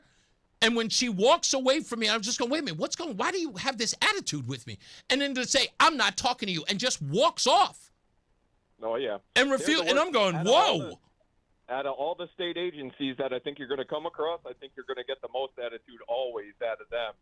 Well, I would look. AG's office. Am I critical of the AG's office? Yes, but this is righteous criticism. Yeah, but they think that we're not entitled to have an opinion about them when we fund them. Of course we are. We're the ones that get to elect who gets to sit in that office. Yeah. So criticism is all a part of it, but they're playing in a whole different rule book. But people are onto it, and they're getting sick of it. They're not delivering, and this is completely there has to be justice for this. There really does. Yeah. He cannot get away with this. It's clear. It's cut. He needs to apologize. He should probably sit down on your show. I think he should. I think that's the only way to settle it as men is to have him do the right thing and sit down as a public official on your show. Apologize for his staff's behavior and answer any questions that you might need. Exactly. That's, again, and I went there, again, in good faith, to ask a legitimate question on a story. If there was nothing there, he could have said there was nothing there. I covered the governor. I came downstairs. He was gone. Obviously, he didn't want. When he saw me there, I could imagine, he's probably going to ask about that story that came out about him, working with other attorneys general. Again, but it's a legitimate question, but you can't avoid it. You have to answer it. Right, but it's crazy that that's how they treat guests in their house, right? Like, you would never show up anywhere and treat a stranger that way. But you go into the Capitol building, and these people that are employed by us, they treat people crazy, and that's to me, it's not right at all. Yeah, I would never treat anyone the way these people do. And and the fact that she didn't identify herself. Nope. You know what I mean? Like, didn't give you a name, but was perfectly fine treating you the way that she was treating you. That's wild. Yeah. Again, like I said, the whole time it was happening, like I said, I'm not looking at the opportunity as like, let me get this on film. I was completely stuck. I was like, what? Like right. that, and again, in my whole career, that's never happened. Never. Oh, well, welcome. You're in the show now. This is Connecticut. Yeah, I know. Silver spoon stuff. They got this down. They got it down packed. They know exactly what I feel weird going into the Capitol a lot of the times now, because they look down from that top floor down to the bottom floor, and I feel like a zoo animal half the time up there. Good point. That's crazy. Thank you, buddy. Well, I hope you fight this, and I'm going to call the AG's office now and complain. Thank you, sir. I appreciate you. Take care. Let's go to okay, before we go to Joe, I want to go to my good friend Mark Walsh. Mark from West Hartford. What's going on, big guy? Well, I start off at YAs, but listen, this last caller just gave me an idea. Yeah. Why don't you give a list of concerns and questions to Tim from Hamden, and then when A.G. Tong visits the Republican conservative host Gary Byron, then Tim could call into the show and then ask these questions or concerns you have. That's probably one way to reach. That's one way. I mean, at some point, someone's got to get the questions to him. Again, like I said, there was absolutely no malice in what I was trying to do today. When I asked the governor, which I'm going to play let me tell you this. To prove my point that I am not an aggressor in all of this, I asked the governor during that press conference. He was leaving, and he stopped to take off the subject questions. I asked him legitimate questions about his, let's say, criticism of ICE agents in Danbury, right? And I get him on the record, and I end it by saying, thank you very much, and move on. That's all. That's yeah. It's been done before. It's just not in Connecticut. That's why they're not. You understand? I mean, you've witnessed it over the decades. Yeah. It just doesn't happen here. But so the last caller just said, hey, we ought to call the office. I'm serious on this. You've got a FOIA or email or both. Yeah. I already got one into A.G. Tong, and I just started with just these few when I FOIA'd these questions. It was, do you keep a list of preferred journalists? 2, how does a credentialed or citizen journalist get on this list? Good question. How long has the list existed, and how many of your events attended by journalists were by invitation only since you became AG? Now, here's the other thing is we got to find out, is Ken Dixon, and who's the other reporter? Chris Keating. Let's find out how honest of reporters they are. They should be able to produce the evidence of being invited to this event. Yes. And if they don't, then you were lied to. And he's got to answer for that. So Ken Dixon or Keating, I'm going to email both of them. I don't know if I can FOIA a reporter, a journalist. I'm going to look into that. Let's find out if they could provide an email, a letter, something stating that they were invited today. They could have made that up. Yeah, I thought that was interesting, the way that she framed it, saying that they had an appointment. I'm like, this is a press conference. Are you telling me that William Tong went there to do a press conference on only the subjects he wanted to talk about, and there was no opportunity to ask him other questions? You have to do that by appointment? No one made that clear to us. No one said any of that. This is a press conference. People are going to ask about, and he made it clear. He said, if you have questions about Meta, ask those. Then we'll ask about the gun manufacturers, and then you can ask about the last thing was, I cannot remember what it was. It'll come to me.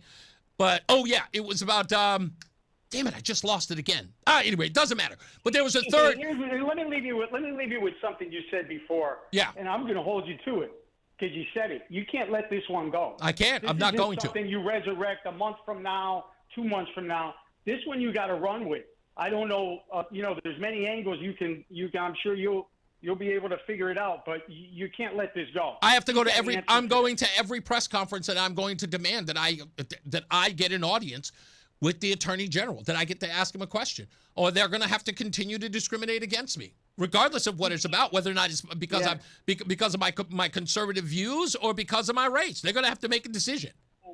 Keep it up, Shock Jock. Thank you, sir. You later. I appreciate you. Yeah, I mean, that's just the way it's got to be done. I mean, what else can I do? Again, I went to there. And again, DMV Commissioner Tony Guerrera, he can vouch, as can many others, that I ask legitimate questions and I'm respectful and I shake hands before and after I interview them. I tell them if the conversation is on or off the record. I tell them what my concerns are, what the angle I'm trying to figure out on a story. I am honest. I do not do gotchas at all. My questions are tough. I'm not Geraldo Rivera, right? I'm not trying to catch you in a lie. I ask you legitimate questions. If you don't know, I know you don't know beforehand. So I know what I'm going to do, or I know what I'm doing before you answer the questions. But you guys have got to do it. And again, those of you who support the governor, who support the attorney general, who are going to vote for those people, this is honest, and I mean this from the bottom of my heart. Do you stand with the idea that they refuse to be transparent with you, with me, or anybody? Do you stand with that? Is that a legitimate or reasonable way for you, for them to behave with you, with information? These people are at rallies across the state with the title No Kings, screaming how the president is not a king, not a monarch. They will go online on social media and deride the president of the United States if he belittles journalists. They defend those journalists when the president of the United States goes after them. You know it. We all do.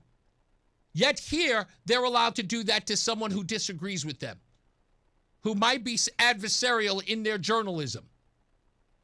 As a radio host, nobody else is doing it. And I do it with respect. I do it with decency. Never once have I been screaming or hollering at anybody, calling them names, being disruptive. Every person I've ever interviewed, they have absolutely had an issue with me. Those are the ones who have been rude. You saw it when I asked Governor Lamont about his comments about people of color being afraid to vote. Who was the person who said, calm down? That was the governor. I didn't raise my voice. I wasn't rude. He told me to calm down because my questions to him were provocative or too tough. All I wanted to do was to make sure that he was on the record with exactly what his quote was, that he understood the quote, and that he answered to you about what he said. And he told me to calm down. Told me I was making too much of his comments that he could not define or articulate. William Tong, when I asked, can I ask you about J. Allen Jones? At the time when we were still litigating whether or not that video was going to be released. And said to me, you know what, Reese, with what you said about me and the African American community, good luck to you. So you don't want to answer the question? I said, thank you for listening. Not, hey, you're a coward, what are you afraid of? No, I just said, thank you for listening. Because apparently he had listened. He took issue. Fine. I have no control over that. Have issue with it. But what I was asking was a legitimate question. The video's been released, so I have no more questions about that. All right, we'll move on. I want to get to my conversation with the governor. We'll play that audio when we return, so stand by. More news, more views. It's Reese on the radio. In a fast-moving economy, being in the know isn't just an advantage, it's a necessity. Start your work week with the Connecticut Business Blend. Every Monday morning at 8:50, Brian sits down with the experts at the Hartford Business Journal to break down the latest headlines and trends. From local developments to statewide shifts, get the insights you need to succeed. The Connecticut Business Blend is made possible through the weekly support of Thomaston Savings Bank. Here for you, here for the community, here to stay. Member FDIC. Visit ThomastonSavingsBank.com. The Connecticut Business Blend, Monday mornings on WTIC News Talk 1080. This health fact brought to you by ProHealth Physicians. Parenthood brings unexpected questions. Do you know where to turn for trusted answers? Hi, I'm Madeline McCarthy, a pediatric primary care provider with ProHealth Physicians in Simsbury. From your baby's first visit to late-night health concerns, you can count on ProHealth. Our team knows your child's history and can address issues quickly. If you're unsure where to go and it's not a medical emergency, we encourage parents to call us first. Our ProHealth nurses answer our patients' calls calls day or night and may help avoid unnecessary trips to the emergency room. You can also schedule appointments online anytime. Most pediatric offices are open 8 a.m. to 6 p.m. on weekdays with Saturday hours. When your child needs to be seen, whether they're sick or due for a visit, ProHealth is your trusted place to start. Make your first appointment with ProHealth Physicians. New patients can call 1-855-CTMD-411 or book online to get the care you need without the wait. Find trusted local primary care for all ages at prohealthmd.com/radio. Attention. Have you racked up $10,000 or more in credit card debt? Are you barely getting by making minimum payments? With credit card debt reaching all-time highs, National Debt Relief is notifying consumers about significant debt relief options currently being made available to help those with overwhelming credit card debt. These options may reduce a large portion of credit card debt for those who qualify. You don't need to declare bankruptcy or take out a consolidation loan, and you may only have to pay back a fraction of what you owe, even if you have bad credit. National Debt Relief has already reduced the credit card debt for more than 550,000 consumers, so don't wait. If you owe $10,000, $20,000, or even $100,000 in credit card debt, you can now take advantage of this financial debt relief as the cost of living continues to skyrocket. To check what debt reduction you may qualify for, call 800-358-6868. That's 800-358-6868. Again, 800-358-6868. And now, a WTIC news update. 3:30, I'm John Silva, WTIC 1080 News in Seymour. Police say a man was found shot overnight in a strip mall parking lot. Officers responded to Ideal Plaza on North Street a little after 1 this morning. They found 33-year-old Dean Battaglino of New Haven with multiple gunshot wounds. There's no word on a motive for the shooting or if police have any suspects in mind as yet.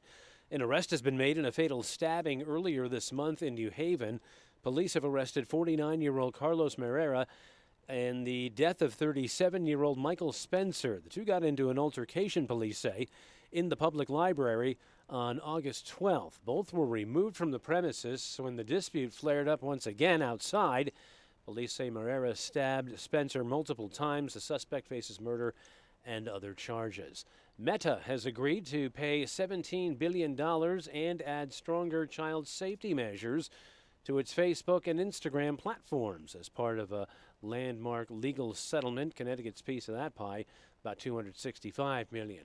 Testimony has wrapped in the Lindsay Clancy murder trial in Plymouth, Massachusetts. Trial testimony has concluded in the murder trial of Lindsay Clancy. Clancy is accused of strangling her 3 young children in a case that has drawn attention to postpartum mental health. She's pleaded not guilty by reason of lack of criminal responsibility. A forensic psychiatrist for the defense, Dr. Philip Resnick, testified that Clancy was experiencing postpartum psychosis at the time. On January 24, 2023, Ms. Clancy was frankly psychotic. A forensic psychiatrist hired by the prosecution, Kirk Heilbrunn, testified that Clancy planned the killings and understood her actions were wrong. My clinical opinion is that she was criminally responsible on January 24th. Closing arguments are scheduled to begin Thursday. Jurors must decide whether she was criminally responsible, and if so, exactly what crimes she committed. I'm Lisa Dwyer. Iran won't allow military vessels to transit through the Strait of Hormuz if an agreement it's negotiating with Oman is finalized. That's what the Iranian deputy foreign minister told state television on Tuesday. Top diplomats of the two countries met to discuss managing commercial shipping traffic. And Serena and Venus Williams are teaming up again at the U.S. Open. The sisters will play doubles at the tournament after receiving a wild card today into the event. They won twice previously. Serena returned to tennis this summer after a 4-year absence. The sisters were set to play at Wimbledon before Serena had to withdraw after injuring her knee. WTIC News Time 3:32. Here's the forecast. Sunshine and a couple of clouds out there for us for the rest of today as we come down from a high in the lower 80s. Tonight will be partly cloudy, but we'll also get a bit more humid as we hit that low of 64. Tomorrow's humid, sun and clouds for us with a high of 83. There will be a thunderstorm in parts of the area for the afternoon, and some of those may continue into the evening hours. So tomorrow night becomes mostly cloudy, a low of 68. Friday, mostly cloudy with a thunderstorm, a high of 82. This is meteorologist Melissa Constanzer in the WTIC Weather Center. All right, we've got 80 degrees and partly sunny skies out there in Hartford. The Dow's down 70 points a half hour before the close. NASDAQ is up 14. S&P is up 8. I'm John Silva, WTIC 1080 News. Brian Shackman here for Brian and Company on WTIC News Talk 1080 Thursday. I'm not going to be here. I'm taking my son Max to college, so I'll be back on Monday. But Heidi Voigt, wow, she's going to do an awesome job. Brian Foley's going to join her in studio. If you don't know Brian, obviously a huge law enforcement expert and the town manager in Tolland. All your news, weather, and traffic. It's 5:30 to 9 right here on WTIC News Talk 1080. Last year, we had 295 trials where we'd been offered a total of $90 million on all those cases. When the dust settled, we had recovered over $1.1 billion in verdicts and mid-trial settlements. I'm John Morgan of Morgan & Morgan. We became America's largest injury firm for a reason. We won a lot, $30 billion and counting. The best part of all those wins is that it helps you when you hire us. All those wins allow us to let the insurance company know we mean business. And believe me, they know who we are. If you've been injured, Google Morgan & Morgan results. You're not bragging if it's a fact. 3 million people tried to hire us last year alone. That happened for a reason. Visit forthepeople.com and let's get started this minute. Morgan & Morgan, forthepeople.com. Herbie Fisher. No representation is made that the quality of legal services to be performed is greater than the quality of legal services performed by other lawyers. Gear up this fall with the new All-Pro battery by Steel. Tackle any task with 60% more peak power. Exclusively available only at your local Steel dealer. 60% peak power comparison between AP300PC and AP300S. Lemonade! Fresh squeezed lemonade! Lemonade? Oh, nuts. Is your business struggling to be seen? Not reaching the right customers? Yeah. Odyssey's here to help. Your one-stop shop for digital marketing. Wait, really? With targeted digital media, plus SEO, SEM, social, OTT, and more, we help your business reach the right audience and drive results. Whoa, hey, one at a time. Stop missing out on valuable customers. Visit digitallocalads.com to learn more about our local advertising solutions. That's digitallocalads.com. Okay, people, line starts here. Time now for today's Spotlight on Tech, sponsored by Dollar General. AI is a popular topic during corporate earnings results. Goldman Sachs researchers found that 65% of S&P 500 management teams mentioned AI during their earnings calls. That's up from 40% in 2023 and the low teens in 2022. The investment firm says companies in all sectors are addressing AI investment, automation, and productivity. I'm Jason Brooks. One cart, one trip. Everything your family counts on. Tylenol for the aches, Band-Aid for the scrapes. Johnson's Baby for the littlest ones. Neutrogena for you. Find them across the store here at Dollar General. And Kenvue proudly supports the Dollar General Literacy Foundation and Yellow Glasses. Grab a pair up front for $2 and help fund reading programs for local kids. No effect that takes place when the first person orders a hash brown with their breakfast sandwich. Suddenly, no one in the car can think of a single reason why not to get a little extra crunch.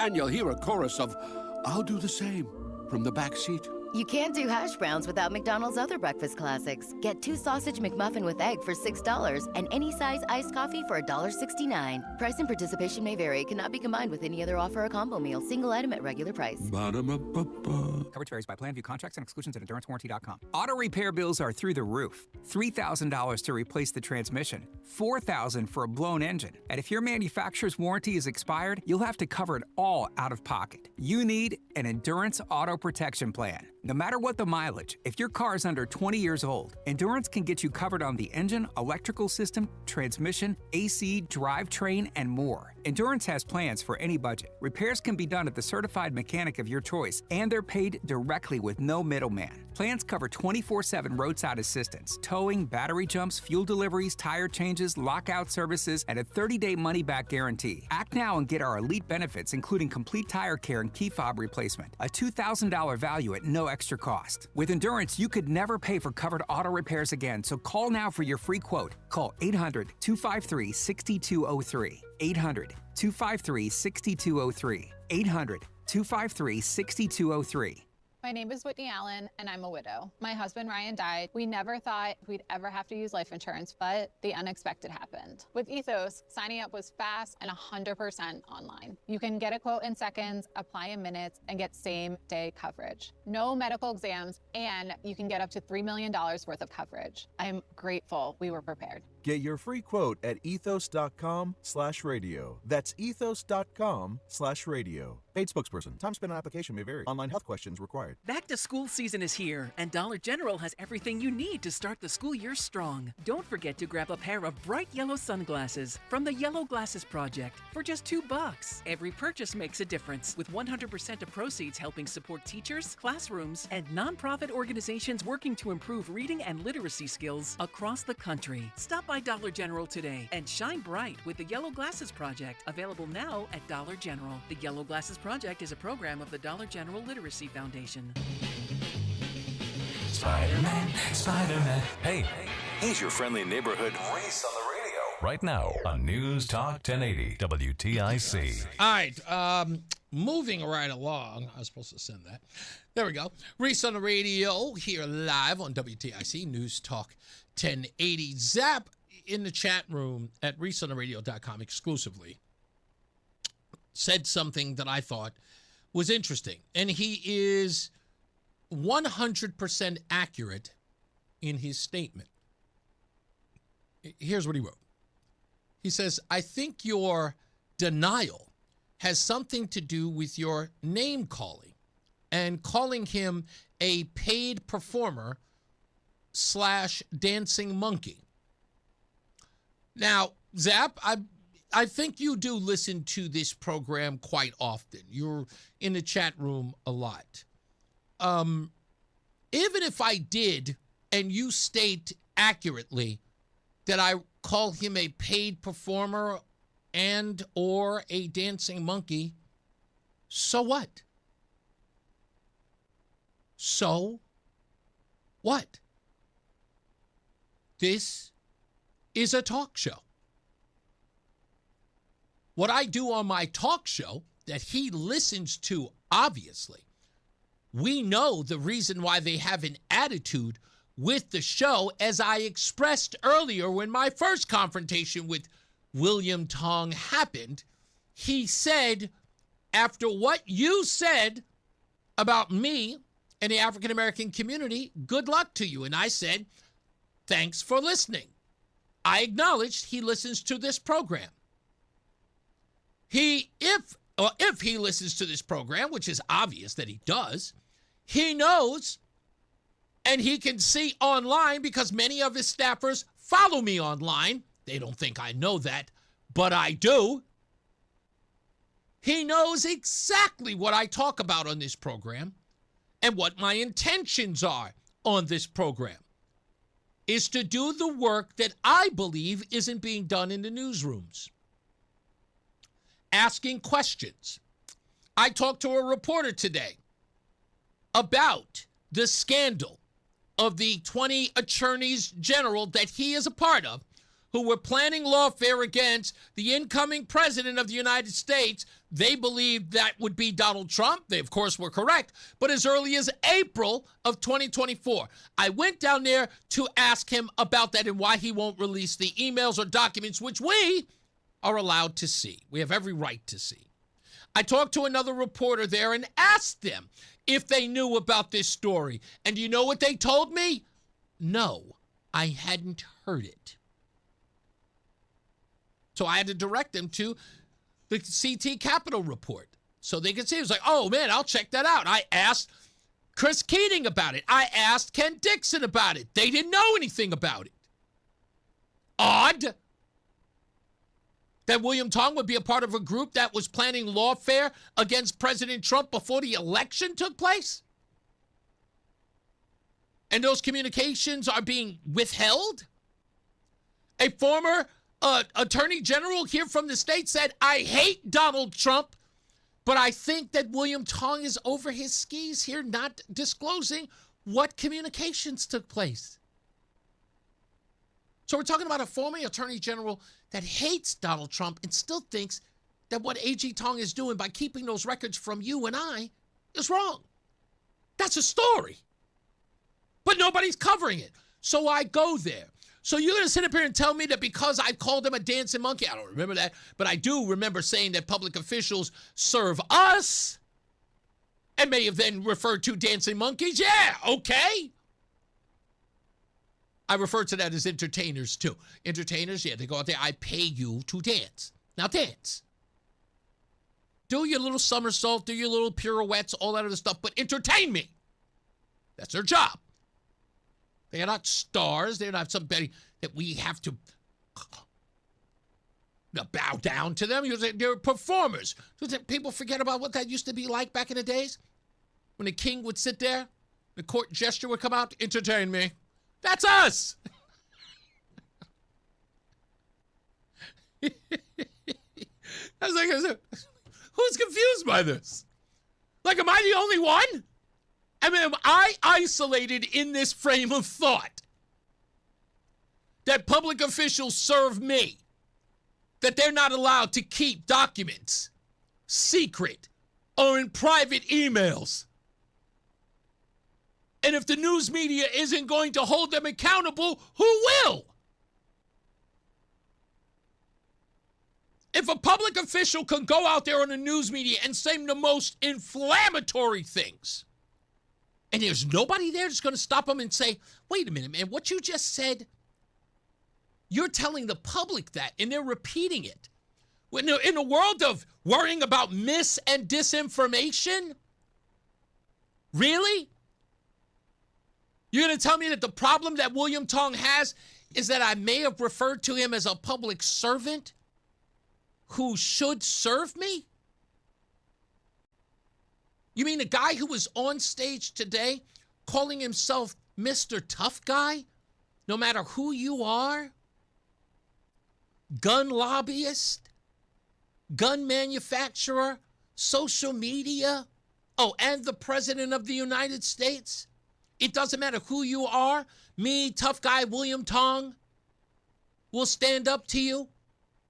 And now you're going to sit up here and tell me your defense of William Tong is, I called him a paid performer and a dancing monkey? Oh, wow. You tell me that that's the thing that kneecaps the guy. Like that's all it took. He was so injured by that characterization. He called me a name. Don't let him in. Great defense, Zap. Nice try. Now, speaking of making comments, the governor has been going around talking about ICE in Danbury, picking up people on the street, saying, let me see if I can get the quote. I wasn't even going to quote him, but it is important to get his quote. And I don't understand how anybody would make such a claim, but he did. Here's his quote. I want to make sure I get it right. He says, our communities are not made safer by rounding up people at random to fill a quota. Laborers seeking work to contribute to our economy and better their own circumstances, or parents walking their children to school. So I asked the question yesterday. I'm sorry, Ned Lamont. You don't know who these people are because you don't ask who they are and you don't ask their immigration status. You have no idea who they are. And we know that. But you can just flat out say who they are and whether or not they're dangerous and whether or not it didn't make any sense. So I asked. Governor, your statement yesterday was you don't see how ICE is keeping communities safe by picking these people up. But if we don't have any knowledge of who these people are or why they're here, how can you make that determination that they're not keeping or are keeping the community safe? I think I'd turn that on its head. Stop picking up people because you think they look suspicious and taking them away on the grounds that you think that's keeping us safe. What evidence is that, sir? When you say that they're just picking up people at random, we don't know what ICE is or who ICE is picking up or what's the provocation of I don't think they do either. I think they're picking up people, dropping off their kids at school and trying to get to work. Well, as if they're dangerous folks, as you know, we work with everybody to get dangerous people off the street. But they're not reaching out to us. They're not trying to coordinate that with us. They're just picking up people. But we do understand that your job and my job is to alert the public of threats or what the police or federal government is doing. These are moms dropping off their kids at school. I understand that. Less about what threat that mom is. I do understand. I know that there are many cases where they're dropping them off at school. But you are admitting that we do not know who these individuals are. Just because they're dropping off the kids at school doesn't mean that they're not dangerous. You can't jump to the conclusion that everybody looks a certain way is dangerous and you pick them up. I think that's a very dangerous thing for our community. Now, I was cut off by Christopher Keating, who was upstairs with me while I was asking that question, because I wanted to further probe that. And a lot of people have a question about my line of questioning. Fine. They have an issue with it. That's okay. But you get the point that I'm making here, right? They keep using lines like, they're just dropping their kids off at school. Sure, murderers do that all the time. Huh? Huh? Lindsay Clancy. I'm sure she dropped her kids off to school once again, or once in a while. Huh? Probably dropped them off at daycare now and again. What is that supposed to mean? They're dropping kids off at school so they're not dangerous. You don't know who they are. ICE seems to know more about them than you do. And yet the governor is out there spreading lies, and it's intentional. Telling people that these people are not a threat. There's no way for him to know. And even Chris Keating asked him that. Have you gotten any word of whether or not these people are innocent or not? Has the president spoken to you? Has ICE spoken to you? Have they told you who these people are? No, they don't care about that. They care about the optics. And the optics are, they're just dropping people off at school. You see that optic and you go, they must be innocent. They're just dropping their kids off to school. I know a lot of thugs that dropped off their brother and sister to school, man. Come to the hood once in a while. There's a lot of bad guys dropping kids off at school. You'd be stunned. We'll take a break. We'll come back. It's Reese on the radio. Hi, I'm Todd Vigorito with DTEC in Cromwell, Connecticut. We are a manufacturer of industrial control panels. Todd is a Tab Computer Systems customer for a number of reasons. One of them is value for money. Todd's a big fan of Tab's month-to-month service agreement. When we first signed up with Tab, we had been looking at a lot of companies and they all had different contracts, and Tab had different number of hours per month that you could buy. We bought one that we thought was sufficient for us. For Todd, no locked-in contract is the way to go. We have a month-to-month contract. We pay for a set number of hours per month, and we're not locked in for any long term, but we don't need to be locked in because we're locked in because we want to be with them as a great service provider. Month-to-month affordability. Another reason to call Tab Computer Systems today. 1-888-TAB-4-HELP. 1-888-TAB-4-HELP. Or visit tabinc.com. Technology's advancing business. Tab Computer Systems. Hartford, we've got a problem. Home care is in crisis and there aren't enough caregivers to meet the demand. So if you've got a loved one with Medicaid or is eligible who needs care, don't wait. Freedom Care will help you get care at home from someone you already trust. A family member who lives with you and not your legal spouse can get paid to help with everyday needs like meals, medication, bathing, and mobility. If you have Medicaid, it's 100% free to you. No waiting lists, just real care from your people right now.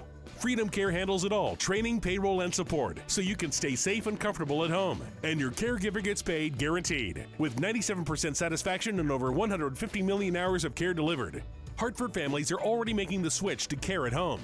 Take care of your own and get paid with Freedom Care. Call 860-530-5203. That's 860-530-5203. Call now. 860-530-5203. 860-530-5203.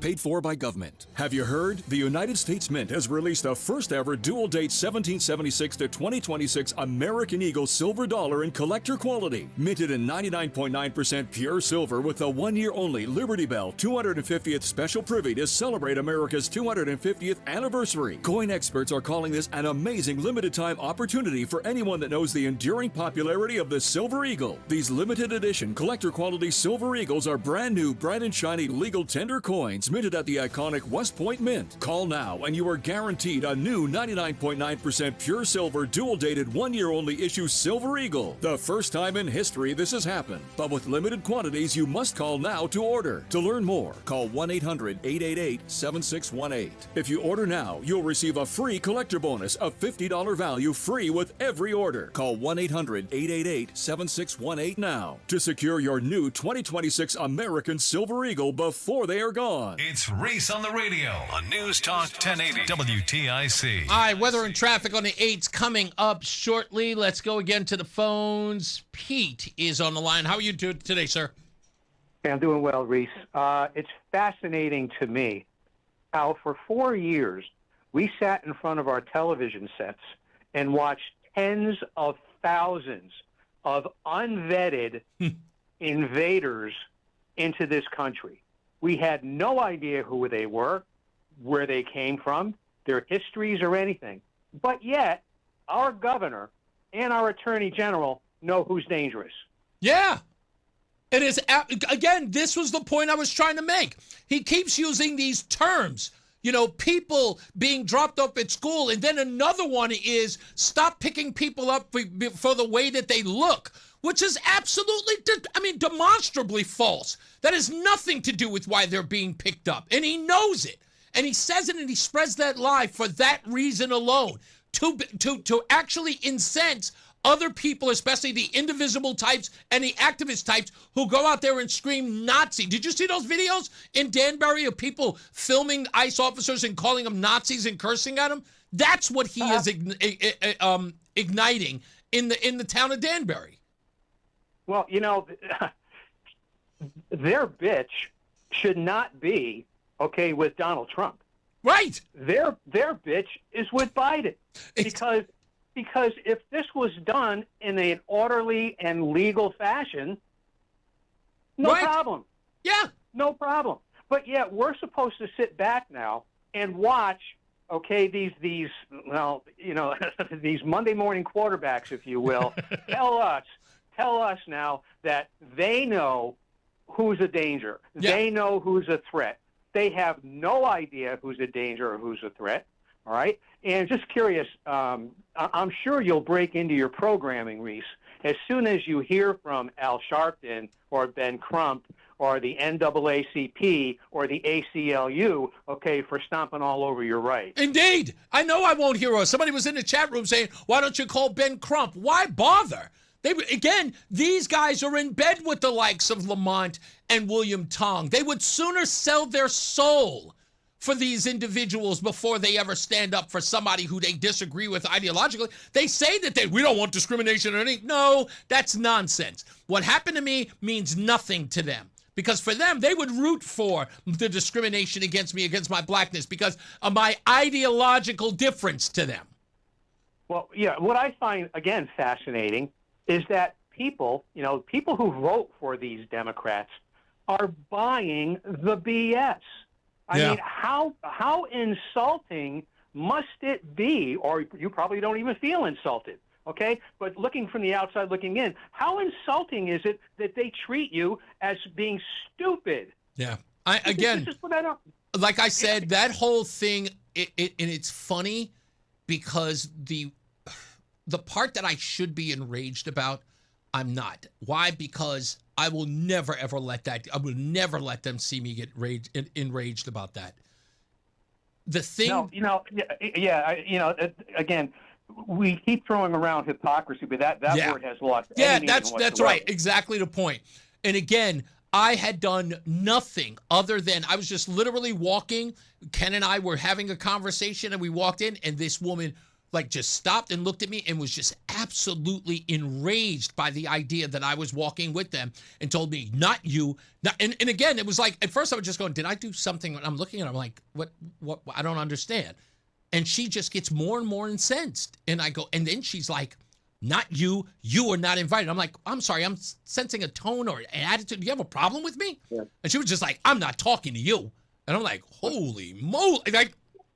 I couldn't believe it. Yeah, I think it's pretty safe to say that if the roles were reversed here, yes, this would be a national story. 100% right. I got to go to a break, but Thank you so much, man. I appreciate you. Thank you. Bye-bye. All right, let's get our first check of weather and traffic on the 8th. Mark Christopher is here. He is in the BPS Lawyers Traffic Center. How you doing, Mark?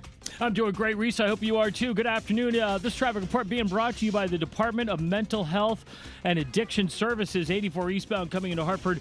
Sluggish traffic from about a half mile before 46th Avenue into the tunnel. Westbound 84 slowing. Approaching the Bulkley Bridge out to 47 Sigourney. 91 southbound. A little slow 33 down to 32A and B in Hartford. On the westbound side of Route 2, delays 1D up to the 84 West merge.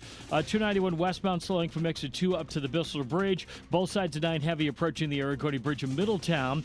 And again, you'll see some slow traffic northbound 9 by exit 32. And again, from 35 up to the 72 interchange. 84 eastbound Waterbury delays 17 to the Mixmaster. Westbound 84 is slowing from 26 to 25. Again, 22 to the Mixmaster.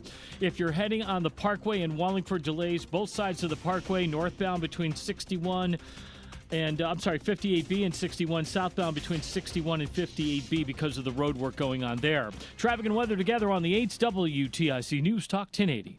As parents and caregivers, we put safeguards in place for our kids, like where to leave our keys, to how we store household items. Cannabis should be no different. Keep it locked up where kids can't get to it. Get a free lock bag today at beintheknowct.org. WTIC weather. Sunshine and a couple of clouds out there for us for the rest of today as we come down from a high in the lower 80s. Tonight will be partly cloudy, but we'll also get a bit more humid as we hit that low of 64. Tomorrow's humid, sun and clouds for us with a high of 83. There will be a thunderstorm in parts of the area for the afternoon, and some of those may continue into the evening hours. So tomorrow night becomes mostly cloudy, a low of 68. Friday, mostly cloudy with a thunderstorm, a high of 82. This is meteorologist Melissa Constanzer in the WTIC Weather Center.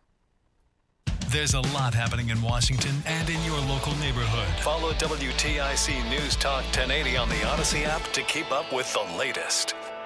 This is WTIC News Talk 1080 with Brian and Company in the morning, Reese on the radio in the afternoon, and news around the clock. WTIC and WTIC FM HD2 Hartford and Odyssey Station. It's 4 o'clock. Good afternoon. I'm John Silva, WTIC 1080 News. We have partly sunny skies out there. Hartford temperature currently 81 degrees. In New Haven, police are charging a city man in connection with a fatal stabbing earlier this month. Officers say 49-year-old Carlos Merera stabbed 37-year-old New Haven resident Michael Spencer outside the city's public library back on August 12th. Detectives say both men got into an argument in the library, which continued outside after they were ordered to leave. This is New Haven Police Chief David Zanelli. I believe it was a dispute over noise, which then continued out into the streets by Elm and Temple. So the interior debate was about turning down music. Merera is already behind bars on unrelated charges. His bond was set at $1.5 million. Police in Seymour are investigating the death of a man found early this morning in a town parking lot. Officers were called to Ideal Plaza just after 1. That's where they found 33-year-old Dean Badaglino of New Haven. He'd been shot multiple times. Police are working to identify suspects and a motive for that shooting. Parent company of Facebook and Instagram has agreed to pay nearly $18 billion to make major changes to its apps, which includes a 2-hour daily time limit for use for minors. Correspondent Elizabeth Schulze. What we're looking at here is an agreement that effectively concedes that some of the design features on these apps got young users addicted, and the states had claimed that that contributed to harming the mental health of these young users, and now Meta will be forced to make these changes. The agreement still needs a judge's approval. State Attorney General William Tong says Connecticut fixes to see upwards of $265 million from this. This money will go a long way to funding treatment, mental health, and addiction services for young people, youth after-school programs, in-school programs, diversionary programs, getting kids off their devices and focused on what they should be doing, being kids. Judges granted Brian Koberger a new hearing in a bid to take back a guilty plea in the murders of 4 University of Idaho students in 2022. Koberger admitted to the killings and pleaded guilty in July 2025 after nearly 3 years of insisting on his innocence. He was sentenced to 4 consecutive life sentences with 10 additional years for the charge of burglary. A new evidentiary hearing has been set for June 2027. Correspondent Michelle Franzen. The murder trial of Wallingford native Lindsay Clancy has wrapped in Massachusetts. Correspondent Peter Haralambous. Prosecutors are ending their case with testimony from a senior psychiatrist with the FBI's Behavioral Analysis Unit, who tried to poke holes in Clancy's account that she was in the throes of postpartum psychosis when she killed her 3 children. Psychiatrist Gregory Sathoff alleged that Clancy's account was full of inconsistencies and doesn't align with how most patients experience hallucinations stemming from postpartum psychosis, arguing it's unusual for a patient with psychosis to experience the hallucination only once in their life, as Clancy has alleged. Jurors have heard 21 days of testimony from 84 witnesses. Closing arguments and deliberations are set to begin tomorrow. Peter Haralambous, ABC News. Wall Street, the Dow Dow down 112 points, NASDAQ down 21, S&P down a point. I'm John Silda, WTIC 1080 News. Hi, this is Eric Hogarth with Money Wisdom. Northwestern Mutual says wealthy Americans need $2.67 million to retire comfortably today. Is that way more or way too little for you? Tune in this Saturday at 8:30 on TIC News Talk 1080. Don Cusson here. In partnership with Napa Auto Parts and Auto Care shops coast to coast, we have raised over $14 million since 2012 for the Intrepid Fallen Heroes Fund. Through the end of September, a portion of every Cusson repair invoice will be donated to the fund. The fund was designed to help those armed forces and their families that are dealing with traumatic brain injury and post-traumatic stress. The fund has the experience required to get our heroes back to service or home safely. I thank you all for your trust and patronage in all that we do. Cusson Automotive, we're all American. Reese is on the radio. Here we go now. He's on the radio. One time, he's on the radio. Give it to him now. He's on the radio. Yo, we never finish 'cause the party don't stop. The way we consider politics, we on top. We flip it like sandals, except we never flop. And when we drop, you know we gon' pop. Reese is on the radio. Here we go now. Reese is on the radio. One time, come on. Reese is on the radio. Give it to him now. Reese is on the radio.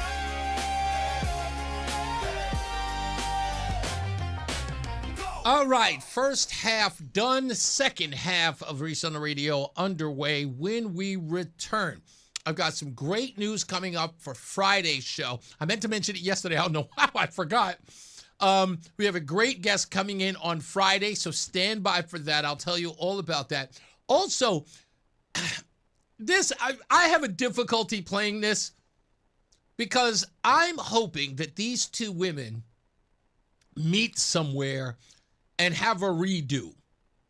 I've got to play this for you. Yesterday when we found out that we lost Dolly Parton, and I said to you on the show, name one person who didn't like her, that hate her. You can't do it.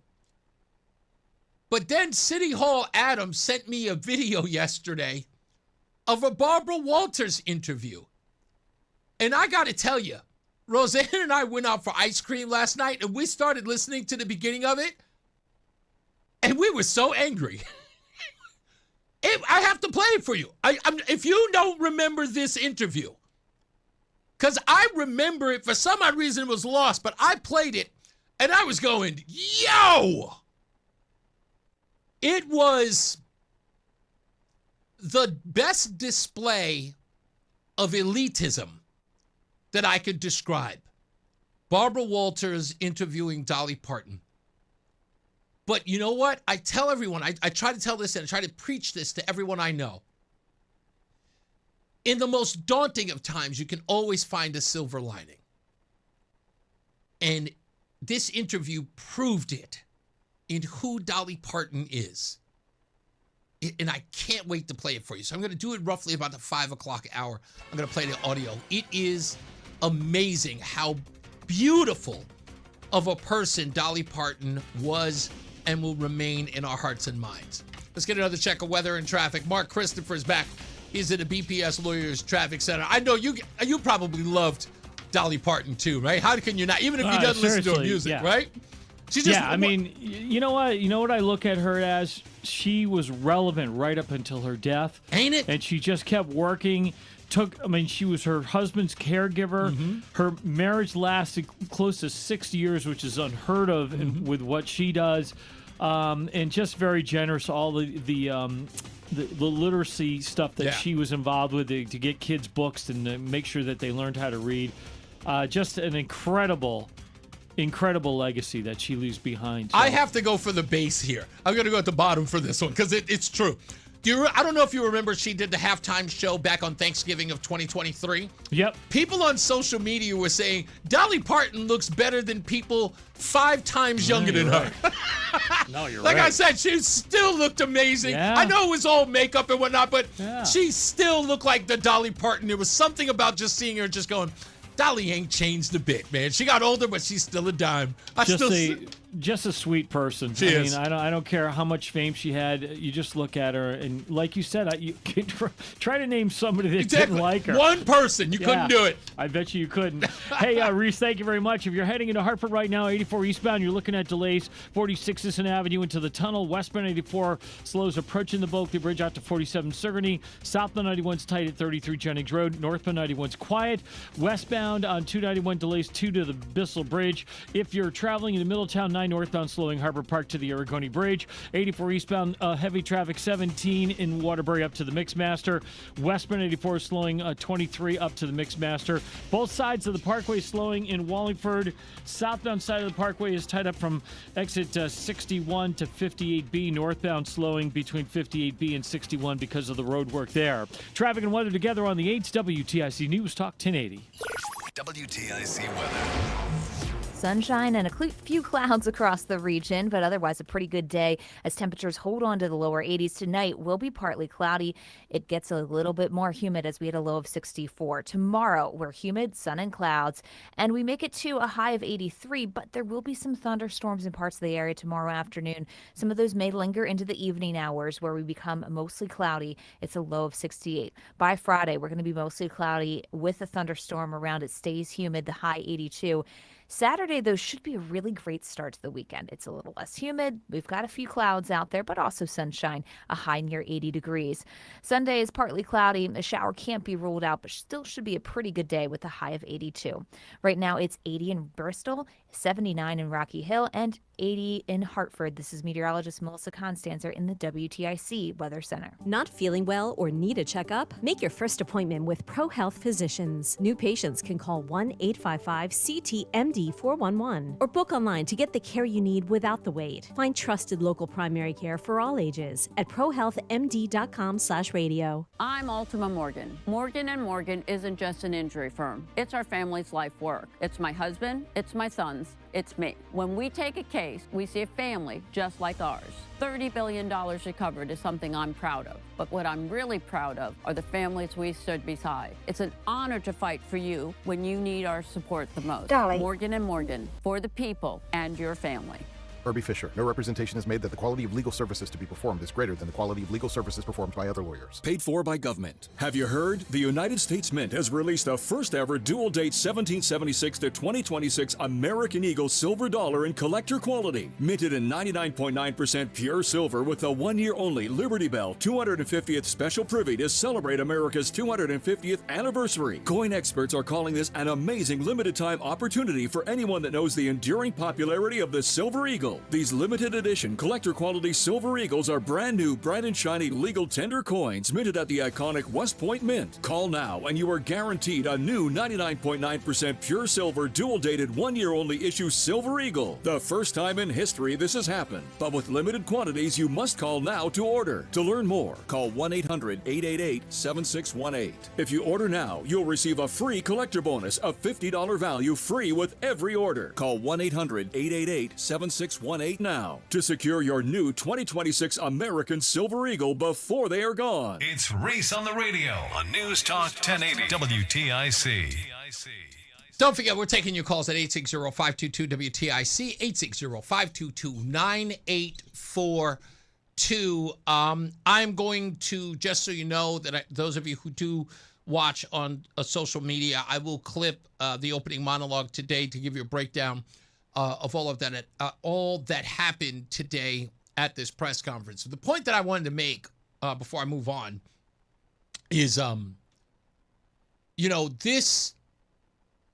this show isn't for the politician. This show is for you. And I say that even to the people who disagree with me. This show is about you. I was just telling my boss that yesterday. When somebody called in the day before, was talking about the Connecticut Broadcasting Awards. And there's some behind the scenes stuff that people do not understand about that. That is worth talking about, but let me just put it to this way. Connecticut doesn't make that decision. So by not choosing the show, I don't sit by, I've never been that guy that sit by and just go, nobody ever nominates me. I don't. I've never been that person. And can I tell you why? This is where I come from. So, we used to do this thing when we were kids. That was mean-spirited, but it was about authenticity.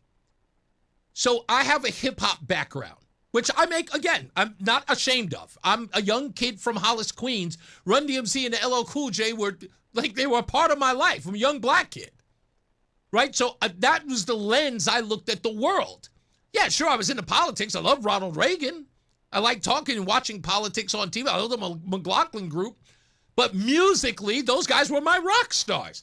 Run DMC were the Rolling Stones to me. And that's where I come from. So the one thing that we as hip hop heads or from the inner city never liked were sellouts. When MC Hammer came into the game and started doing sneaker endorsements for British Knights or Taco Bell, in the hip-hop community, we were like, yo. Now, were we smart enough to know? It's like, yo, the guy's making that's a money-making opportunity.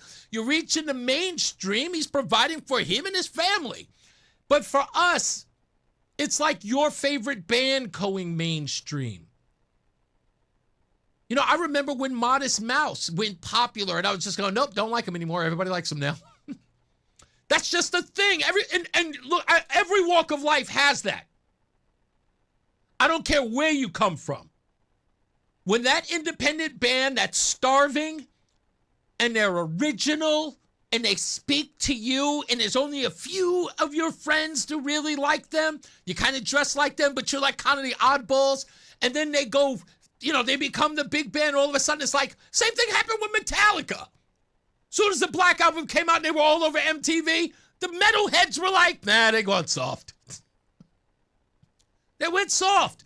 When Lars went after Napster, oh boy, did the fans went crazy. It was like, oh, Lars, really? You went after Napster? Because again, that's just the deal. They see it as selling out.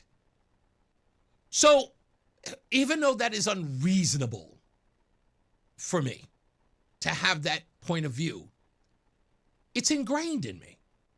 It just is. I find principle in that. People always say, I remember doing an interview with the Boston Globe talking about ratings. It was like, well, you want the ratings? Because like, yeah, but I don't really care about that. But I know it's a business thing. I know the people in the suits do, so I had to moderate. I was just like, yeah, the suits care about that stuff. You're not getting your ratings. They don't care how original you are. Right? So you have to adapt. So I look at that kind of stuff and I just go, I'm just not, I don't care. I just don't. So when I say to the audience, regardless of your ideological bent, this show is about you. Not about my accolades. Sure, I do. Somebody said to me the other day, you do a lot of me, my, and I. And I go, yes, that is a part of it. Yes, because I'm the one delivering the product. But I said, fair point. But it is about you. And the only way to make it about you is through me. That's what I'm here for. So when I show up at these things, when I show up at these press events, and I'm there asking the questions, is because I know that these things matter to you, because when I talk about them here, they become something you care about or something you've been informed about, and you are asking, why is no one asking about that? And as I told you when I first got here, we are not in the business of complaining anymore. That's not radio anymore. The same way Howard Stern and being a shock jock is not a thing anymore. That's dead. But the age of talk radio, getting on here and waxing poetic about all the wrongs in the world or how the media isn't. No. And the only way this medium survives, and I love this medium, and I know many of you do. You talk about your days with Bob Steele, and even before then, some of the people who talk about radio, I love the way that you love radio, and it shows, and I love it too. But in order for this medium to survive, and again, I love it, really love it, but the only way that it survives is if it innovates. And in a lot of ways, in order for it to survive, it's got to get dirty. So when you see yourself, or you ask yourself, why is that host not here anymore? Why this host is moving on? Because again, if it just becomes about the same routine, people walking in, standing behind the microphone and complaining about stuff, how long does that last? Not long. Not long. Because even to the person who's doing it, it gets boring. It gets monotonous. Some people start phoning it in. Now, I don't want to mention any names because I'm not saying it to be side-eyed or anything. But if you're paying attention, there are other hosts who are doing the thing that I'm doing. Going out there and doing the show on the streets in front of the people that matter. And people brought it to my attention, and they thought it was like, hey, see, they're doing what you're doing. I didn't get upset about that. I didn't even know once, not once did I be like, oh, look at them biting off me. Ha ha. Look at them taking my. No. I applaud them. I don't want to be the start of anything. I don't want to be the first to do it or the guy who made it. I don't want to be that guy. I just want everybody to do it. That's all I want. I want them doing it. Don't give me credit for it. Do it.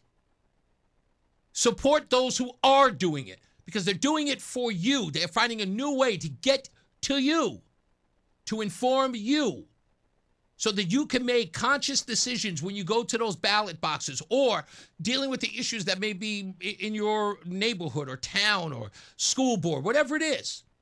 That there's somebody showing up to actually hold those people accountable and not just getting on the mic to just wax poetic, as they say about it. Those days are over. And if we don't innovate, we die. So if I got to go through the muckety-muck with these public officials and, be discriminated against, whatever the case is, that comes with the job. We're not going to stop. We're not going to stop. And I mean that, no matter what happens here. And I love this place. I love WTIC. But God forbid, if anything happens, we don't stop. If something were to ever happen to me, it would only put a bigger battery on my back. It means that what I'm doing is effective. Especially if people have to come after me for it. I get this. Reggae Don says to me all the time, you're putting a target on your back. I know. I understand fully. But it don't stop. And that's not just a platitude. I really do believe my mission is to do this. And I felt that when I was driving through Hartford, and I said I was just going to come to work. My wife said, whose rules are you breaking? Go. And I went. And as soon as I got there and that happened, I was saying to myself, God directed me. He gave me my wife to steer me in the right direction. That had to happen today. Had I not listened to my wife and walked into work, I wouldn't be having that story to tell you today. So as I said earlier, there's a silver lining in all of this. At the end, we find out exactly who they are. But the only way that happens is if we get up and we get out there. And I'm talking to the people who do this job that I have, that I love and I respect, and that I know means something. I loved doing radio when I was 30 years old. I thought it was the greatest opportunity in the world, but for the wrong reasons. I didn't know any better. But the moment that I got an opportunity to come back after a very long hiatus, and a hiatus that I never thought that I would ever see the end of, I know my mission tonight. And every day I go through this and I see these people and I get confronted in this way, or if I deal with these situations, I know that God placed me here. Everything is his plan. And I will do his will. And I know he's got my back, no matter what happens. No matter what. And I know a lot of you do too. And I appreciate you from the bottom of my heart. I appreciate you. It is an honor to serve you. It's one of my greatest honors to serve you. I hope you understand that. I know a lot of other people think that it's a joke. But I hope that you know. I mean, I do it because it's an honor. And thank you for trusting me. Now, with that, I got to do, let me see. Got Stupidest Thing coming up. I got the Dolly Parton interview I want to play. And what was the other thing that I had here? Oh, music news. That's coming up very, very soon. Let me get to this story. Sorry, got a little flustered there. I apologize. That was a little emotional. It's I don't know why I do that to myself. Like I said, I don't know if you guys understand, and I think about doing this job for you guys every day, and that's why I work so damn hard, because sometimes it's all I think about. And I still have a birthday party to plan with my wife. If she's listening, sweetheart, just cut off the thing right now. Anyway, a Colombian illegal alien has been sentenced to 3 years. Do you want to know why? It's my favorite story. For identity theft that let him vote in Florida elections for years, including the 2020 election. Carlos Felipe Jarmillo Grajales, if that's how you pronounce his name, because I've never seen that name before, a 55-year-old Colombian citizen living in Jacksonville, Florida, was sentenced August 12th to 3 years in federal prison.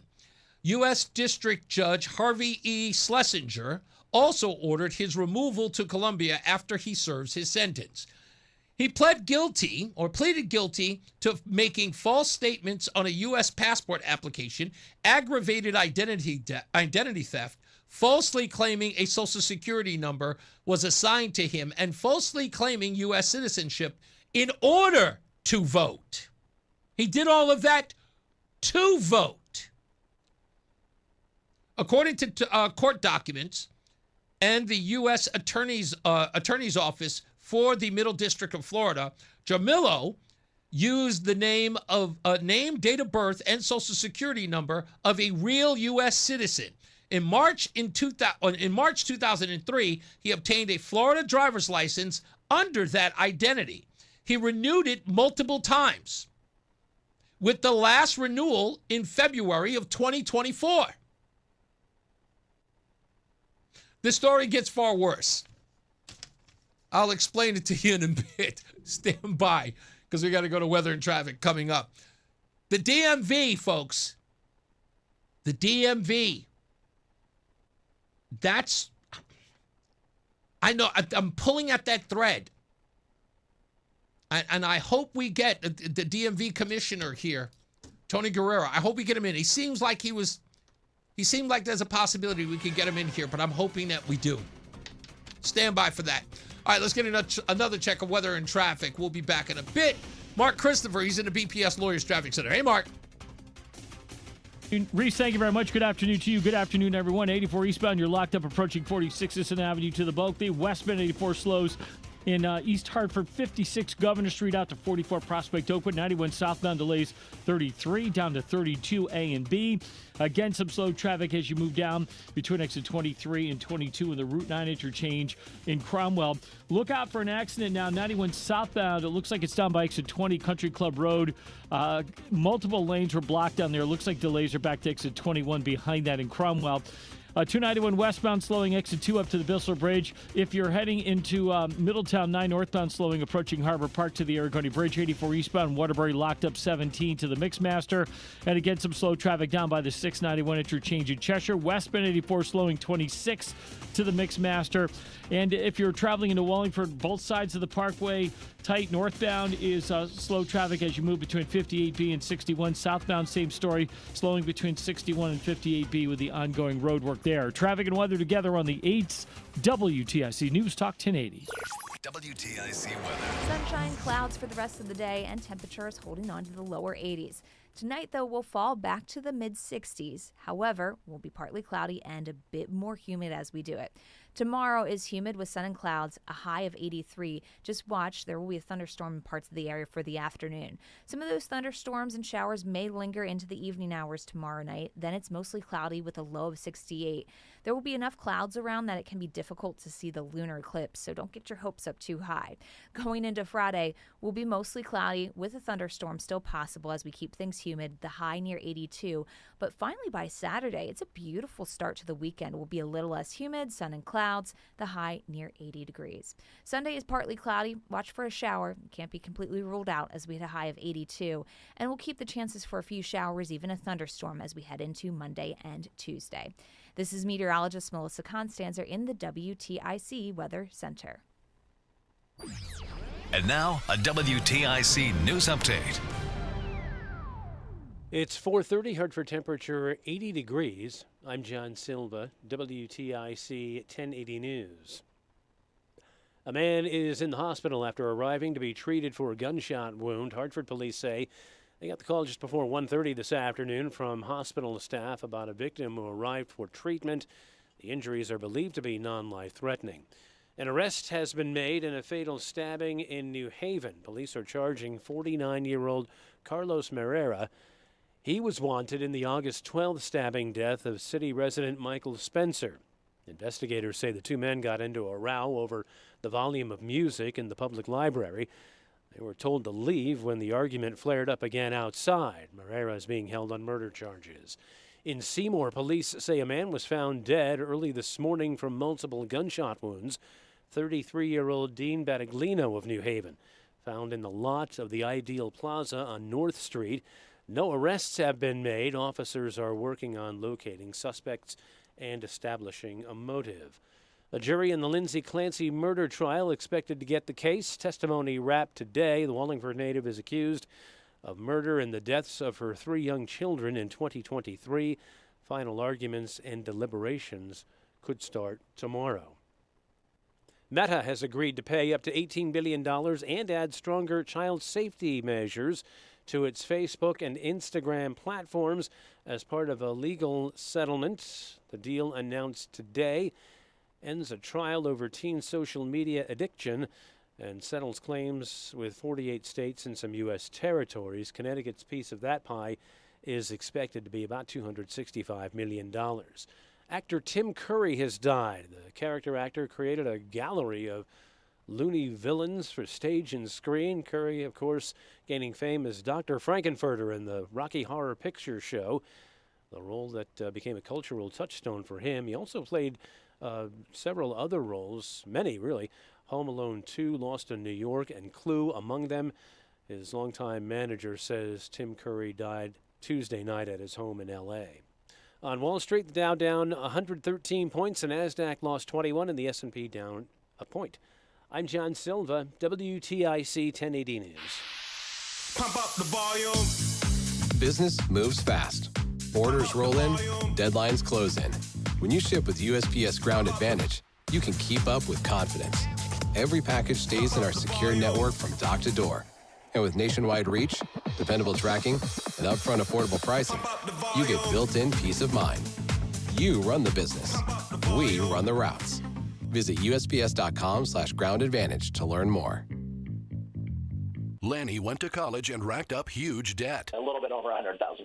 For a degree he couldn't use, now what? I had a friend that went to my computer career. They even helped him get hired immediately after graduation. One of the things I love about IT is that you can work from anywhere you want. You could become an IT pro in just months, including cybersecurity and the basics of AI with zero experience at mycomputercareer.edu. My Computer Career, an elite CompTIA certification partner. It worked for me, and I know it can work for you. This is one student's experience. Individual results vary. Paid for by government. Have you heard? The United States Mint has released a first-ever dual-date 1776 to 2026 American Eagle silver dollar in collector quality. Minted in 99.9% pure silver with the one-year-only Liberty Bell 250th special privy to celebrate America's 250th anniversary. Coin experts are calling this an amazing limited-time opportunity for anyone that knows the enduring popularity of the Silver Eagle. These limited-edition collector-quality Silver Eagles are brand new, bright and shiny legal tender coins minted at the iconic West Point Mint. Call now and you are guaranteed a new 99.9% pure silver dual-dated one-year-only issue Silver Eagle. The first time in history this has happened, but with limited quantities you must call now to order. To learn more, call 1-800-888-7618.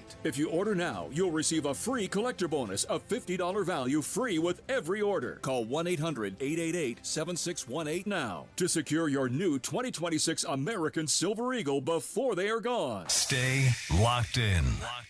Reese on the radio is on WTIC News Talk 1080. All right, Reese on the radio. We are back. More news, more views. I'll continue with this story about the Florida voter, the illegal who voted. But I want to give a personal and special shout out to Sarah Fisher and her dad, Robert Fisher.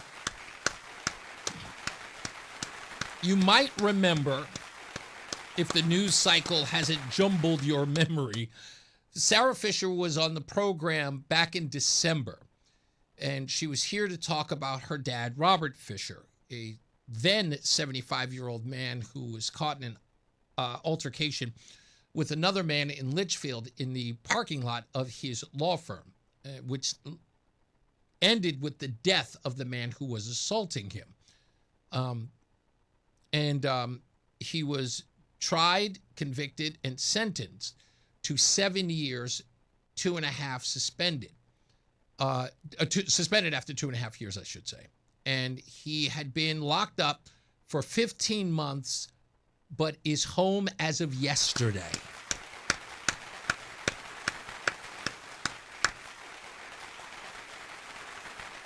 And it was due in part to the judge in his case who was filing to work for the prosecution that was trying to incarcerate him. And because the judge did not make that disclosure, his sentence and his conviction has been vacated. And because of it, he has to face a new trial. And he has now been bonded out. His daughter went to go pick him up. Sarah went to go pick him up yesterday. I got word that he was released yesterday. I want to forgive me, I'm going to forget who it was who sent a message to me that he was, but thank you for that message. I'll give you a shout out later, I promise. And I immediately contacted Sarah, and I was like, is your dad home? And I forgot that she was going to pick him up in jail, so she had to, she had to put her phone, and she couldn't, use her phone to get there. But I spoke to both of them yesterday. Robert, of course, is relieved. He is a regular listener to Reese on the radio. technically a captive audience. I'm just kidding, Robert. I love the guy. And I spoke to them yesterday as he was on his ride home. We had a great talk, and they have agreed to come down here and talk to us live in studio on Friday. So they'll be here at 4 o'clock. So we will talk to Sarah and Robert Fisher here on the program at Friday. Can't wait to. And we will protect everything, because I know that he's going to have to go back to trial. I'm not going to have him, ask him any questions about the trial. I know a lot of you may have some questions about that. But what I would like to do while he's here, and I'm going to have him here for a little bit, if you want to call in and sort of ask him how he's doing, or anything like that, please, feel free. I will be taking phone calls with Robert, so you can communicate with him as well. And he's such a good guy. He was so happy to be home. So again, like I said, we'll be here Friday. I can't wait until they come here on the program. I just wanted to share that with you. Let's get another check of traffic and weather. Mark Christopher, he is at the BPS Lawyers Traffic Center. Hey, Mark. Hey, Reese, thank you very much. Well, if you're heading 91 southbound into downtown Hartford, look for delays 33 down to 32 A and B. More slow traffic 23 down to 22 in the Route 9 interchange. And now we have an accident 91 southbound in Cromwell. It's between exit 20 and 19. The left lane is shut down. Looks like it's just after 20. Left lane shut down. Stay to the right there. Delays are back to 21 behind that. Westbound 84 tied up East Hartford, approaching the Bulkley Bridge out to 45 Flatbush Avenue. 84 eastbound running slow in Hartford, 46 Sisson Avenue to the Bulkley. 291 westbound slowing exit 2 to the Bissell Bridge. 2 westbound slowing as you merge with 84 west and East Hartford. 9 northbound delays in Middletown approaching Harbor Park to the Aragoni Bridge. 84 eastbound Waterbury tight from 17 to the Mixmaster. Westbound 84 slowing 25A in Waterbury up to the Mixmaster.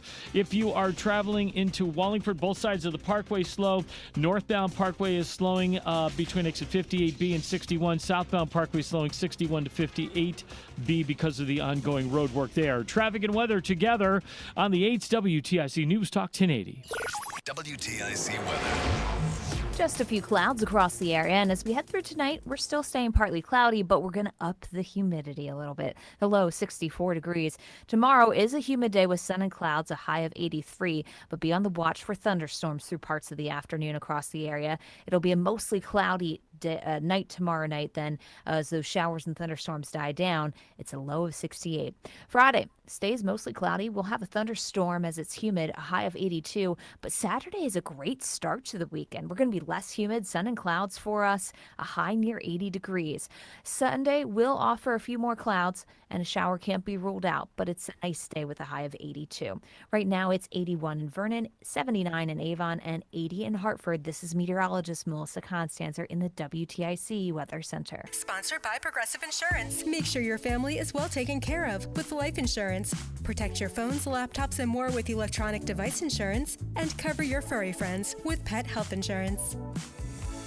Hi, this is Eric Hogarth with Money Wisdom. Northwestern Mutual says wealthy Americans need $2.67 million to retire comfortably today. Is that way more or way too little for you? Tune in this Saturday at 8:30 on TIC News Talk 1080. Life unfolds in ways you can never quite expect. A divorce, a death in the family, a personal injury. Each time you are left searching for someone new to trust. But what if you had a full-service law firm that knows you and a firm that can represent all your legal needs? With BPS Lawyers, you get more than a lawyer. You get a full-service law firm. Visit bpslawyers.com. BPS Lawyers, your lawyers for life. Proud full-service law partner of Yukon Athletics. Nick Payne-Dearis is responsible for the content of this ad. My name is Whitney Allen, and I'm a widow. My husband, Ryan, died. We never thought we'd ever have to use life insurance, but the unexpected happened. With Ethos, signing up was fast and 100% online. You can get a quote in seconds, apply in minutes, and get same-day coverage. No medical exams, and you can get up to $3 million worth of coverage. I'm grateful we were prepared. Get your free quote at ethos.com/radio. That's ethos.com/radio. Paid spokesperson. Time spent on application may vary. Online health questions required. This back-to-school season, every big product you buy helps a teacher in need stock their classroom. In fact, up to 97% of teachers fund their own classroom supplies each year. For every pen or pencil sold, the Kids in Need Foundation gets one too. Up to 5 million pens. Grab BIC in the stationery aisle today and help us bring joy BIC to school. Based on BIC U.S. Teacher Research 2025. Full teen Cs at BICtoschool.com. It's Reese on the radio on News Talk 1080 WTIC. Thank goodness my contacts are on the way. They had to be back ordered because, my left eye has got it's a weird prescription. I just got word that they're being shipped. Every time when I go to an eye doctor and they go and check my vision, they was like, oh, we have to go into the lab and actually create this. Your left eye so bad. We have to start from scratch. Yeah, there's not an actual prescription for this particular eye. We have to go into the lab and we have to have it forged by diamonds. In order to get that, yes, the eye is just that bad. So they just sent me an alert and said they're on their way, which should be, I don't know, what's today's date? The 26th. So yeah, within the next 4 or 5 days, we're finally going to. Mind you, I ordered them the day before my birthday. I had to go back and find them. By the way, I also want to say, God bless Tim Curry, comedic actor, Tim Curry, as you just heard at the top of the hour. I also learned that he passed away same day as Dolly Parton. But as you can imagine, he's Tim Curry. She's Dolly Parton, so she dominated the headlines. I just saw that the Empire State Building lit up in pink. Also the same day Aaliyah passed away. That's right, which I mentioned yesterday. But the Empire State Building lit up in pink for Dolly Parton, which again, it goes to who she is. Internationally, if not nationally known, but she is a treasure. But nothing against Tim Curry, because I want to say this about him. Okay, I was probably I don't want to say very late, but a little late to the Rocky Horror Picture phenomenon. I went to one and I had a blast. I never went to another one because it wasn't my scene, but I did. I had a blast at a live, one of those independent theaters, small little, community theaters that they showed the movie and you'd see there and you see the participation. I'd never seen anything like that before. It was amazing.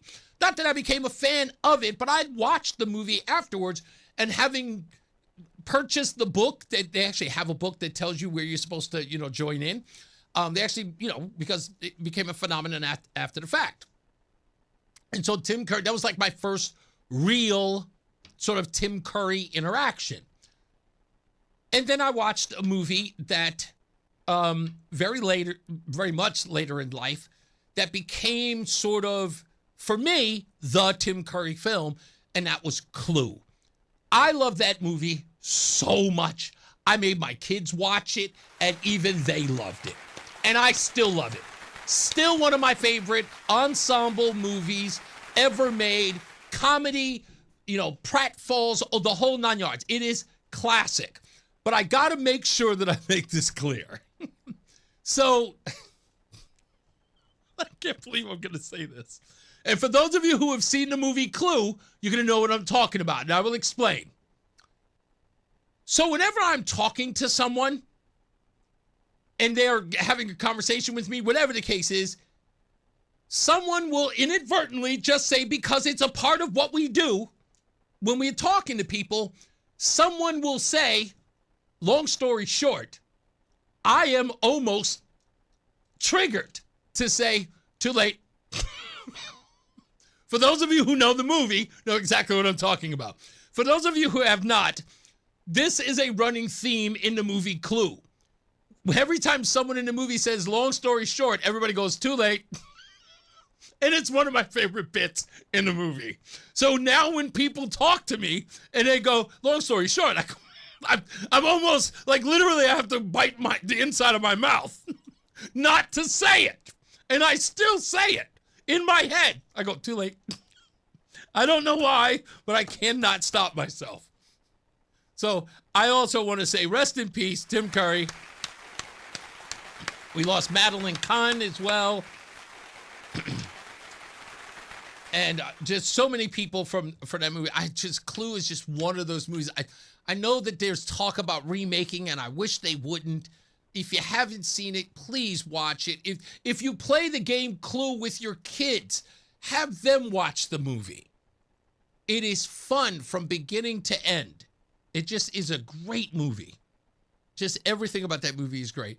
And That's the best part about Dolly Parton, Tim Curry, and another actor. What was the actor's name that also passed away yesterday from the 5 Heartbeats? I'm forgetting his name. Michael Wright. Yes, Michael Wright. It was funny because I know him. Michael Wright, I know him. He passed away yesterday. And if you don't know Michael Wright, he's from the 5 Heartbeats, but he was also in another little film that, again, I am addicted to, and I watch it on Tubi all the time. It's the movie with Jim Belushi and Lou Gossett Jr. And Michael Wright called The Principal, which is another one of my favorite movies. He passed away at age 70.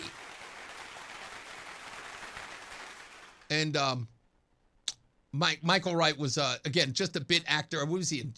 Sugar Hill, The Principal, 5 Heartbeats. He did a couple other films, too. He's also in Money. What was the movie that Chris Tucker did? The first movie Chris Tucker did with Charlie Sheen. Money Talks. That's right. So you remember the guy? Yeah, you remember him. He plays he plays the guy with all the guns in the movie. Yeah. So So God rest in peace to all 3 of those folks who have had such a huge part of my growing up. But Michael Wright used to live across the hall from my girlfriend, Christine, a girl I was dating very, very young. I was dating her back when I was 14. When she lived with her dad in Manhattan, he lived right across the hall from her. And I remember the first time I ever met him. He was the nicest guy in the world. And it's sad to see him gone as well. If you're just joining us, we were talking about this story in Jacksonville, Florida. Gentleman, a Columbia man who was sentenced to 3 years for identity theft, and he had been voting in elections since 2020. His name is Carlos Felipe Jaramillo Grajales. I think I'm pronouncing poorly. A 55-year-old Colombian citizen living in Jacksonville, Florida, was sentenced August 12th to 3 years in federal prison. He pled guilty to making false statements on a U.S. passport application, aggravated identity theft, falsely claiming its social security number was assigned to him, and falsely claiming U.S. citizenship in order to vote. And according to court documents and the U.S. Attorney's Office in the Middle District of Florida, he used the name, the date of birth, and the social security number of a real U.S. citizen in March of 2003. He obtained a Florida driver's license under that identity and renewed it multiple times, with the last renewal in February of 2024. In April of 2003, he applied for a U.S. passport using the stolen identity and a Puerto Rican birth certificate in the victim's name. The passport was issued in May of 2003. He successfully renewed it in 2013 and again in 2023. Now, that's interesting. A U.S. passport, that makes sense, in 2023. In December of 2010, he submitted a Florida voter registration application claiming to be a U.S. citizen born in Puerto Rico.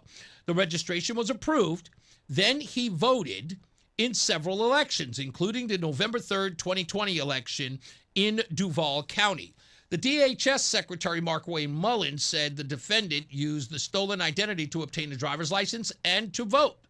The case was investigated by Homeland Security Investigations, the State Department's Diplomatic Secret Service, or Security Service, and the Social Security Administration Office of the Inspector General. He faces removal to Colombia, pending, I guess, approval before they get him out of here. So this is the reason why I keep saying that we need to talk to the folks over at the DMV. I really do believe that this is a part of the problem. And as I was expressing to the DMV commissioner, Tony Guerrero, what I was saying was, look, do I believe that somebody at the Department of Motor Vehicle is doing something underhanded?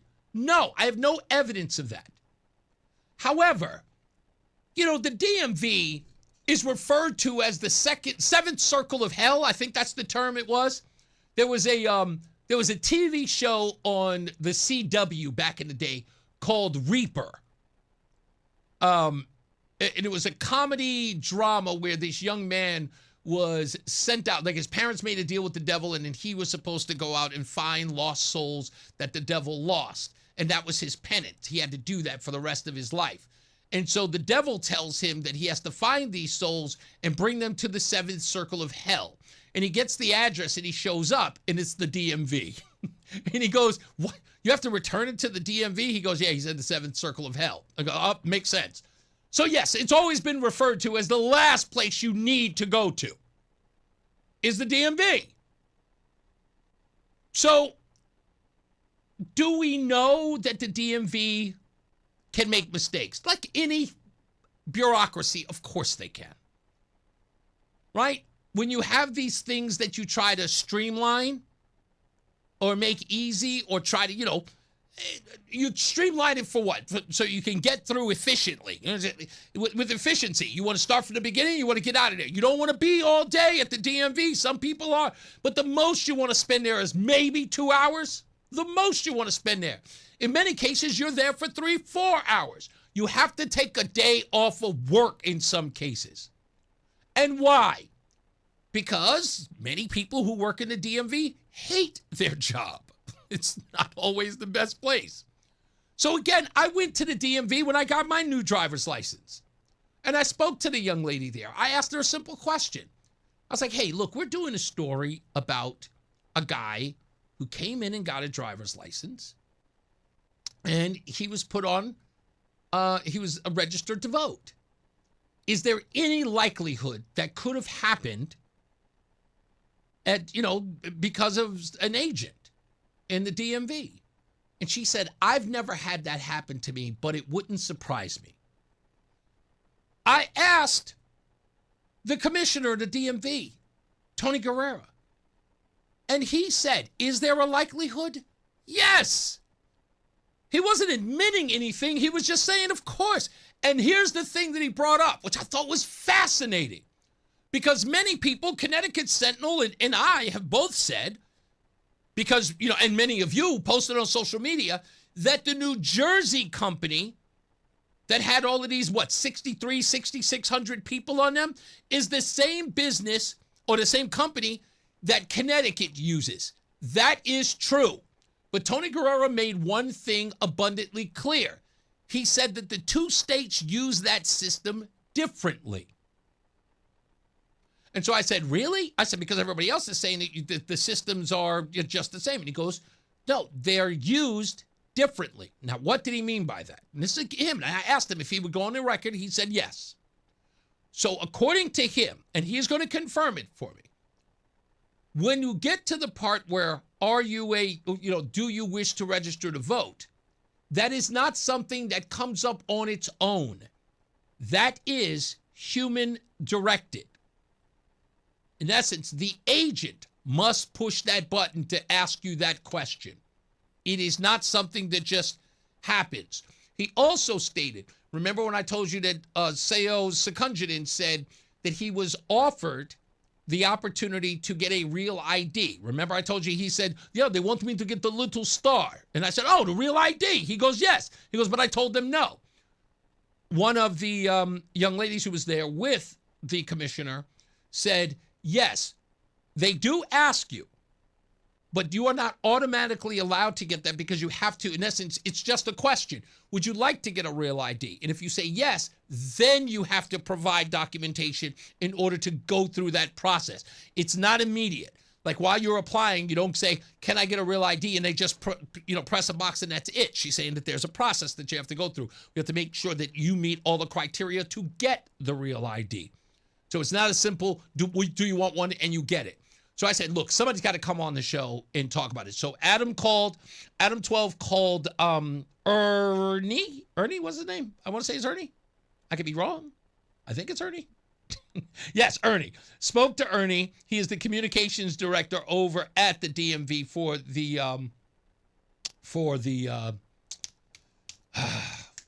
why am I forgetting his name? For Tony Guerrera. He said that he would come on. Did I say Mark Curry? I didn't say Mark Curry. I said Tim Curry. Anyway, so yeah, they're working on getting the commissioner down here so we can have a conversation about that and see if we can get some transparency from the Department of Motor Vehicle. You know, and I know Vin Candelora, the minority leader, is trying to get that done as well. He's trying to work with them. But I think we can keep moving or advancing this ball to have this conversation with the Department of Motor Vehicles and say, look, we don't want to know. Like, look, I know you're not going to be able to give this information to us because, of course, there's personal info related to that information. That's not the point. But we do need an audit, right? There must be an audit of that information to ensure that we do not have illegals with driver's licenses and we do not have illegals that are put on the voter rolls. Because the motor voter rolls are the way in which people are being accessed. And again, we're seeing story after story that says it's happening. And it is allowed to happen. And there's no way you can tell me that Secunjanin was a one-off. Just no way. So, we'll continue. Let's get another check of traffic and weather. Mark Christopher's back. He is in the BPS Lawyers Traffic Center. Hey, Mark. All right, Reese, thank you very much. Well, if you're heading toward Hartford right now, this traffic report being brought to you by Amplify CT. Southbound 91 delays 33 down to 32 A and B. More slow traffic 23 down to 22 in the Route 9 interchange. Look out for an accident 91 southbound just after exit 20. It's in the left lane in Middletown. Delays are back to 21 in Cromwell behind that, so stay to the right. 84 eastbound delays 46 Sisson Avenue into the tunnel. Westbound 84 slowing 56 Governor Street out to 44 Prospect Oakwood. 2 westbound is a little slow merging with 84 west. 2 eastbound slowing by exit 3 in East Hartford. 291 westbound tight exit 2 to the Bissell Bridge. Heading into Middletown, 9 northbound delays Harbor Park to the Aragoni Bridge. Again, some slow traffic from I-91 pretty much right up to exit 35 in New Britain. If you're traveling into Waterbury, 84 eastbound delays from 17 to the Mixmaster. Again, 26 down to the 691 interchange. Westbound 84 Waterbury slowing from 22 to the Mixmaster.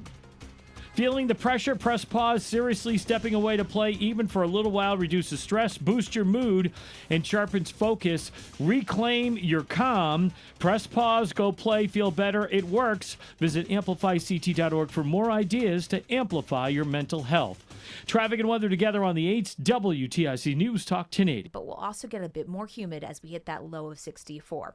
Tomorrow's humid, sun and clouds for us with a high of 83. There will be a thunderstorm in parts of the area for the afternoon, and some of those may continue into the evening hours. So tomorrow night becomes mostly cloudy, a low of 68. Friday, mostly cloudy with a thunderstorm, a high of 82. This is meteorologist Melissa Constanzer in the WTIC Weather Center. Follow WTIC News Talk 1080. Don't miss out on important updates in Connecticut. From breaking need-to-know news, weather alerts, and more. Follow WTIC News Talk 1080 on the Odyssey app now. This is WTIC News Talk 1080 with Brian and Company in the morning, Reese on the radio in the afternoon, and news around the clock. WTIC and WTIC FM HD2 Hartford and Odyssey Station. 5 o'clock good afternoon. I'm John Silva, WTIC 1080 News. Police in Seymour have a homicide on their hands. A little after 1 this morning, officers responded to the Ideal Plaza on North Street. When they arrived, they found the victim with multiple gunshot wounds, later identified by police as 33-year-old Dean Battaglino, last known address in New Haven. There's no word yet on whether police have any suspects in mind or a motive for that killing. An arrest has been made in a fatal stabbing from earlier this month in New Haven. Police have arrested 49-year-old Carlos Merera in the death of 37-year-old city resident Michael Spencer. Police say on August 12th, the two got into an altercation over the volume of music being played in the public library. Both were removed from the premises, but the dispute flared up once again outside, and police say Merera stabbed Spencer multiple times. At a news conference this afternoon, Spencer's mother said her son suffered horrific injuries in that attack. The knife was such that it cut through to the bone. Cut down my son's hand to the bone. Even the funeral director said that was no ordinary knife that he used. Now the suspect faces murder charges and is being held on a $1.5 million bond. Local and state officials gathered this afternoon in Danbury to denounce recent sweeps of immigrants by ICE agents. A number were apprehended this week in Danbury and in Stamford. In Danbury, several day laborers looking for work were detained in Kennedy Park. The city's mayor, Roberto Alves, says the detail was meticulously coordinated. The operations coincided with the start of school here in Danbury, Connecticut. Children should be focused on learning, focused on seeing their friends that they haven't seen all summer, focused on being kids. ICE, in a statement, says those who break the law and aren't here legally will face consequences. Meta, the parent company of Facebook and Instagram, has agreed to fork over $17 billion in a settlement with states who alleged the platforms were designed to be addictive. A default daily time limit of 2 hours for users under the age of 18. A ban on displaying numbers of likes or reactions to users under age 18. A ban on cosmetic procedure image filters. The option for some users under 18 to have a non-personalized feed. That is significant because that gets at algorithmic changes with these platforms. CBC's Elizabeth Schulze. New details on that officer-involved shooting last weekend that now has the Inspector General investigating. It involved a Hartford officer and a Rocky Hill officer. It began when Hartford police were investigating in the area of Fales Street and Sisson Avenue. Hartford officer Alex Diaz arrived on scene. That's when they say 37-year-old Hector Perez, and he got into a struggle. Officer Diaz felt what he thought was a weapon in Perez's waistband. The suspect broke free, got into a vehicle, and drove off, winding up in Newington. That's where officers from multiple jurisdictions cornered him and engaged in a shooting. I'm hit! I'm hit! Perez was killed. Diaz and Rocky Hill officer John Escobar were shot. They were treated and released for their injuries. And again, the Inspector General is continuing that investigation. Arizona's senior U.S. Senator is apparently mulling a run for the White House. Mark Kelly, the Democrat, says he'll decide on a 2028 White House run once the midterm elections are over. He also took issue with how President Trump has handled the 6-month war in Iran. It is a moving target because he fundamentally has no idea what he's doing. Kelly says the president's left himself with few options on how to end the conflict. On Wall Street, the Dow lost 113 points today. The Nasdaq dropped 21, and the S&P lost 2 points. I'm John Silva, WTIC 1080 News. Get more of your favorites for less at McDonald's. Let's do it again. Let's do it again. Get 2 sausage McMuffin with egg for $6 and add an iced coffee for $1.69. Price and participation may vary. Single item at regular price. Don Cusson here. In partnership with Napa Auto Parts and Auto Care Shops Coast to Coast, we have raised over $14 million since 2012 for the Intrepid Fallen Heroes Fund. Through the end of September, a portion of every Cusson repair invoice will be donated to the fund. The fund was designed to help those armed forces and their families that are dealing with traumatic brain injury and post-traumatic stress. The fund has the experience required to get our heroes back to service or home safely. I thank you all for your trust and patronage in all that we do. Cusson Automotive, we're all American. It's Reese on the radio on News Talk 1080 WTIC. All right. News. Music news today. Happy birthday goes to Brian Kelly, country singer and co-founder of Florida Georgia Line, turns 41 years old.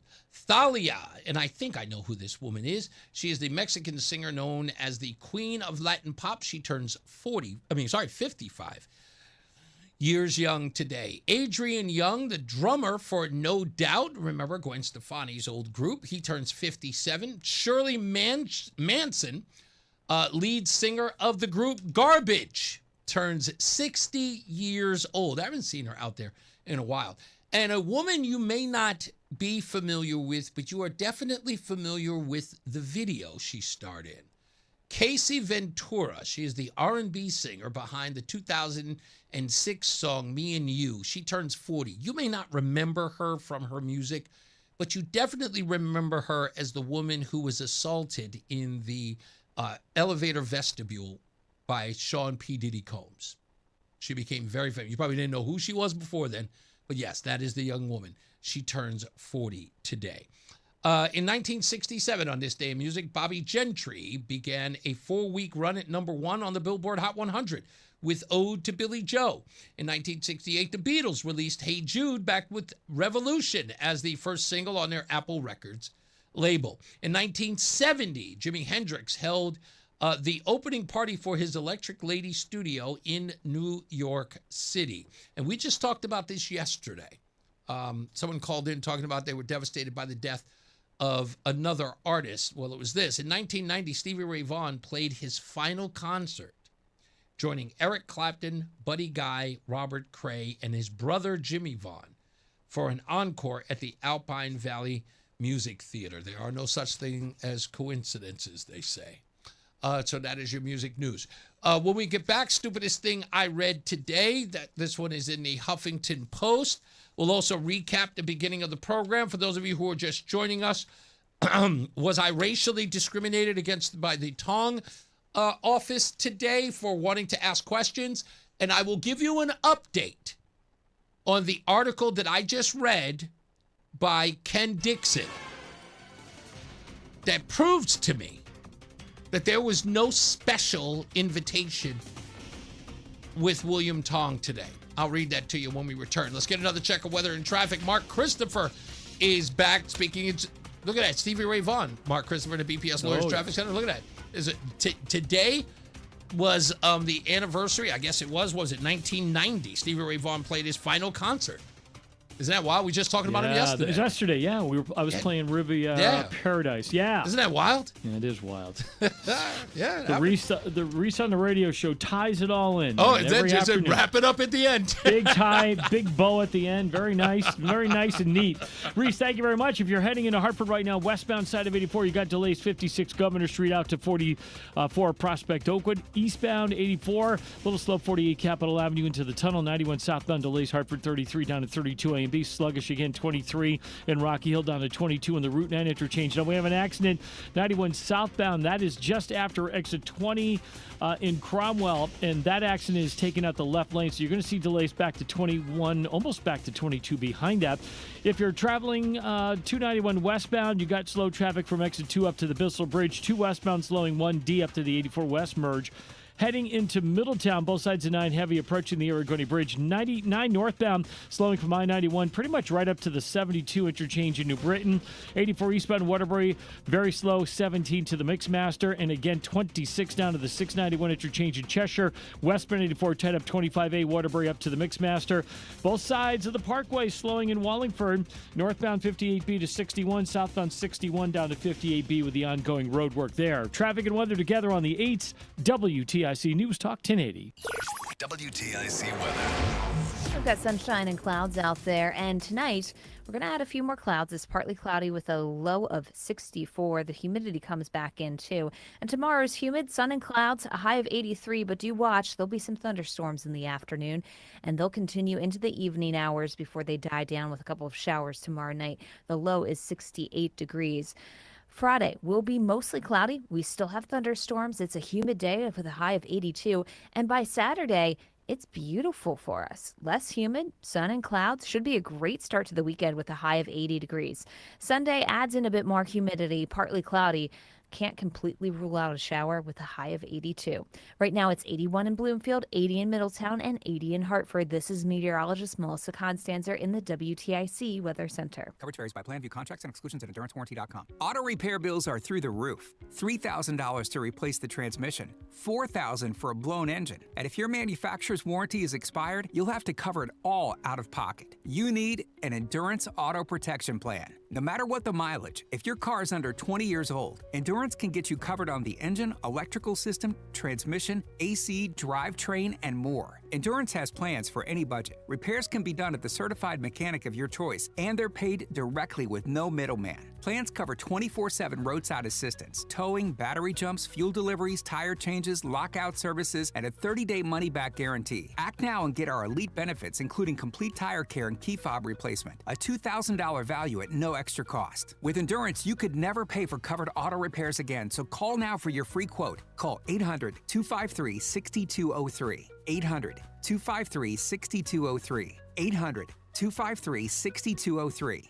paid for by government. Have you heard? The United States Mint has released a first ever dual date 1776 to 2026 American Eagle silver dollar in collector quality. Minted in 99.9% pure silver with a 1 year only Liberty Bell 250th special privy to celebrate America's 250th anniversary. Coin experts are calling this an amazing limited time opportunity for anyone that knows the enduring popularity of the Silver Eagle. These limited edition collector quality Silver Eagles are brand new, bright and shiny legal tender coins minted at the iconic West Point Mint. Call now and you are guaranteed a new 99.9% pure silver dual dated 1 year only issue Silver Eagle. The first time in history this has happened. But with limited quantities, you must call now to order. To learn more, call 1-800-888-7618. If you order now, you'll receive a free collector bonus of $50 value free with every order. Call 1-800-888-7618 now to secure your new 2026 American Silver Eagle before they are gone. From politics to news to music to movies and anything above the sun and outer space and beyond, it's Reese on the radio. Damn, he's good. Only on News Talk 1080 WTIC.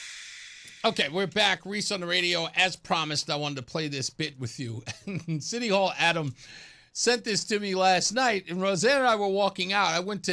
I took her out for ice cream last night. You know, I work for a lot of hours, and I get home from work, and I'm back at my computer working on new stuff. Just trying to, always update the show, make sure it's not, repetitious and all that other good stuff. And so she's sitting there, and I can see it in her face that, I'm not really giving her enough attention. So I'm like, where you go? And she was like, oh, I was just going to go over. I was like, no, put your shoes on. Let's go. And we went out, went to McDonald's. I made the girl, you should do this too. They will do it. So she took the ice cream cones and she put them upside down in a cup, in a medium cup. And I told her to give me a medium thing of Coca-Cola. And we just had, ice cream sodas. Just took that and we ate the bottom part of the ice cream cone. And then we poured soda in the ice cream and we sat and we watched episode 1 of the new season of Ted Lasso right in the parking lot. And it was kind of a mini date. And she felt happy. You never know that sometimes the simplest things you do go a long way. And I was so genius, not kidding, so thankful that I thought about it. Just like, nope, take her out for ice cream. That works every time. It's simple, it's old school, and it works. Maybe too well. Maybe too well. So like I said, we were walking out the door and City Hall Adam sent this video to me. We started listening to it. We were walking out. And we were like, what? So I wanted to share it with you. So I told City Hall Adam, I said, I got to play this. Listen to Barbara Walters. I know I'm leading the witness here, but listen to the questions she asked Dolly Parton. Dolly, where I come from, would I have called you a hillbilly? If you had of, it would have been something very natural, but I would have probably kicked your shins or something. Can you believe that? I'm still caught off guard listening to this. I don't know why I'm made uncomfortable. This is Barbara Walters saying where I come from. Dolly, where I come from, would I have called you a hillbilly? If you had of, it would have been something very natural, but I would have probably kicked your shins or something. No, actually. But when I think of hillbillies, am I thinking of your kind of people? I think you probably are. The people that grew up where I was. I cannot believe that this is an accomplished journalist. This isn't Barbara Walters' gumshoe. Okay? This is a very well-established Barbara Walters, a household name. It would have been something very natural, but I would have probably kicked your shins or something. No, actually. But when I think of hillbillies, am I thinking of your kind of people? I think I don't know why I can't get past that part. Probably are. The people that grew up where I was were the ones that you would consider the little Abner people, Daisy Mae and that sort of thing. They took that kind of thing from people like us, but we were very proud people. People with a lot of class. It was country class, but it was a great deal of class. And most of my people were not that educated, but they are very, very intelligent. Good common sense, horse sense, we called it. Dolly, did you look like this when you were a kid?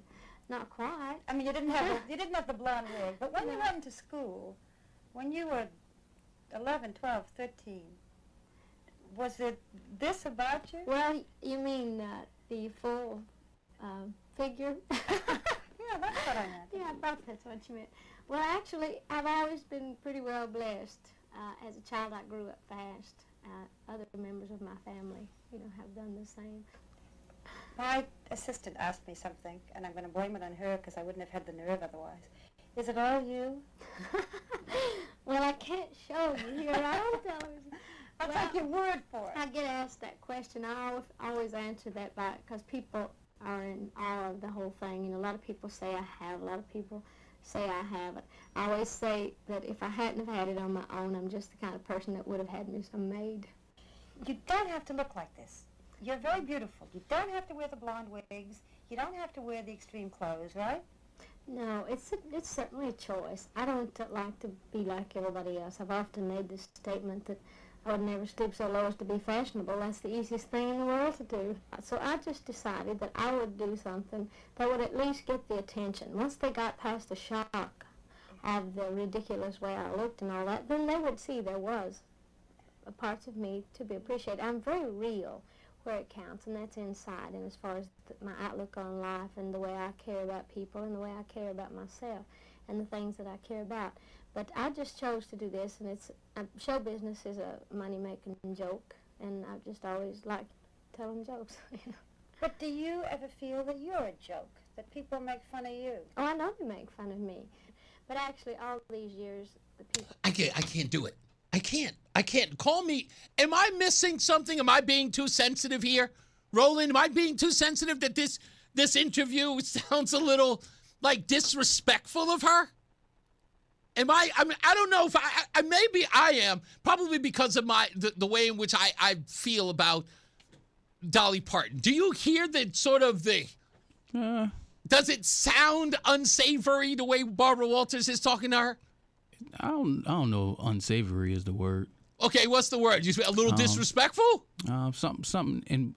Something less than unsavory. What's the word? A lesser word for demeaning. Yeah, maybe a little bit of. Maybe a little demeaning. But she takes it. Look, I give it to Dolly Parton. She takes all of this in stride. She doesn't take it personally. She doesn't take it personal, and she's just answering all the questions. You just really, really love Dolly Parton. I do, but I'm not a fan of Barbara Walters. Yeah, well, then there you go. But she says these things. Look, come on. You can't get past the opening lines. Dolly. This one. Where I come from, would I have called you a hillbilly? Do you have any decorum? Where I come from, would I have called you a hillbilly? Where do you come from that you would ever call somebody a hillbilly? Well, a little bit of shade. That's a little bit of shade. How is it not? And then this one. If you had it would have been something very natural, but I would have probably kicked your shins or something. Rightly so. No, actually. But when I think of hillbillies, am I thinking of your kind of people? I think. Oh, my goodness. When I'm thinking of hillbillies, am I thinking of your kind of people? Like, again, this is Barbara. Like I said, if it had been any other person in the world, I probably would have said, wow, what an ignorant person. But it's Barbara Walters. Again, I don't think maybe that's I wonder. Yes. I wonder what the reasoning behind the questions were. I'll tell you, again, it is elitism.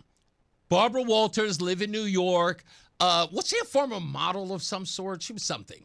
She wasn't. I was never really a big fan of hers? A fan of. Yeah. Again, the woman always rubbed me the wrong way. Barbara Walters just always did. And I was, again, just not a real big fan of hers. But that elitist behavior, telling your kind of people. You know what? She probably felt a little intimidated. Yeah, probably so. Probably so. It's like, what I've called your kind of, just your kind of people line. I'm like, what? And again, this is just for people like Reggae Don who always think, the whole racist thing and whatnot. Like, this is white woman on white woman violence, just so you know. Yeah, but she's thinking she's trailer park trash. Yeah! Again, this is an accomplished woman who's famous, and she's, do you have to dress like this? Do you have to look like this? And again, this is Barbara Walters saying to her, because of the popularity of Dolly Parton, which is saying in some ways she is insulting to women like Barbara Walters. Like, if you're getting this kind of recognition, what is it saying about the rest of us who are elitists, who are, sophisticated, calling her a hillbilly and demeaning her? That's the part that I see in this. Like, do you have to dress like this? Do you have to look like this? This is really setting women back. That's what she's trying to say. Yeah. You're setting women back with the wig and the buxom blonde She look. wanted to do it too, though. You think so? Yeah. A little bit of envious that she couldn't be free. Oh, wait. Ned and Murphy just got blasted at the Danbury press conference. Uh-oh. Ned walked off. You know what? God bless him. Whoever was down there. Okay, I'm going to get into that. Ryan, if you have a clip, put it in the chat room. I'll grab it. I'm glad because I know Chris Murphy was told, in fact, Danbury Mayor Alves sent a message to Chris Murphy telling him to get down there. To do what? What are you going to do? Go out there and wrestle ice? I wouldn't expect wrestle ice. Really? Chris Murphy? Seriously? He couldn't wrestle a beagle. What was Chris Murphy going to go down there and do? Flex his beard at them? Anyway. John Beckman says, Barbara Walters created The View. She was terrible. Yeah, my wife said that Walters wanted to make people cry. Yeah, I mean, that's a good thing. That's a thing that Barbara Walters' interviews were about, getting the subject to cry or to get emotional. That was a big deal on television. It was kind of a joke on the inside. It's like getting people to be emotional on camera. That's a good gadget. Like, then they will play that clip. Actor such and such, Academy Award winner, gets emotional with Barbara Walters today at 9. That's the whole bit. WFSB is reporting it. Okay, we will look into that. Thank you so much, Ryan. Great work. And thank you for keeping us in the loop while I'm sitting up here BSing about Barbara Walters. Doing my job for me while I do this nonsense. We'll take a break and we'll go look at that when we get a chance. But thank you for that, Ryan. Good job. And Adam, if you know where that link is, make sure you get it to me. But yeah, of course I would expect. And I hope ICE agents were down there telling them, get out of here. Hey, get out of here. We'll deport you too. Hey, Lamont, ain't you from Puerto Rico? He likes to tell people that. I know Puerto Rico is an American. I know. Thank you, AQ. You know I love you, brother. I am going to make sure I keep doing that. Thank you, AQ. So, by the way, today or tonight, I am going to be posting, what do you call it? I'm going to be posting the press conference today and some of the bits from William Tong talking about everything talking primarily about the lawsuit. So you can have that. As well as him answering the question that was asked earlier. And I want to talk about that a little bit before I get to the phones in a bit. So William Tong was asked by a reporter about parents being responsible for their children's social media usage or their cell phone usage. Why not hold the parents responsible? Take the devices from them. And one of the women there said that, you know how hard that is to take the device from the kids. Now, I almost literally screamed at the top of my head and said, what are you, insane? What do you mean how hard or how difficult that is? In what world? We did that to the kids all the time. We monitored that easy as ever. When the kids were home from school, no cell phone. You take the cell phone to school. We know they weren't going to use them in class. They probably use them on the ride home, but that's it. And if we went one step further, one of the parents would just pick up the kid at school, get the phone. That's it. Punishment is punishment.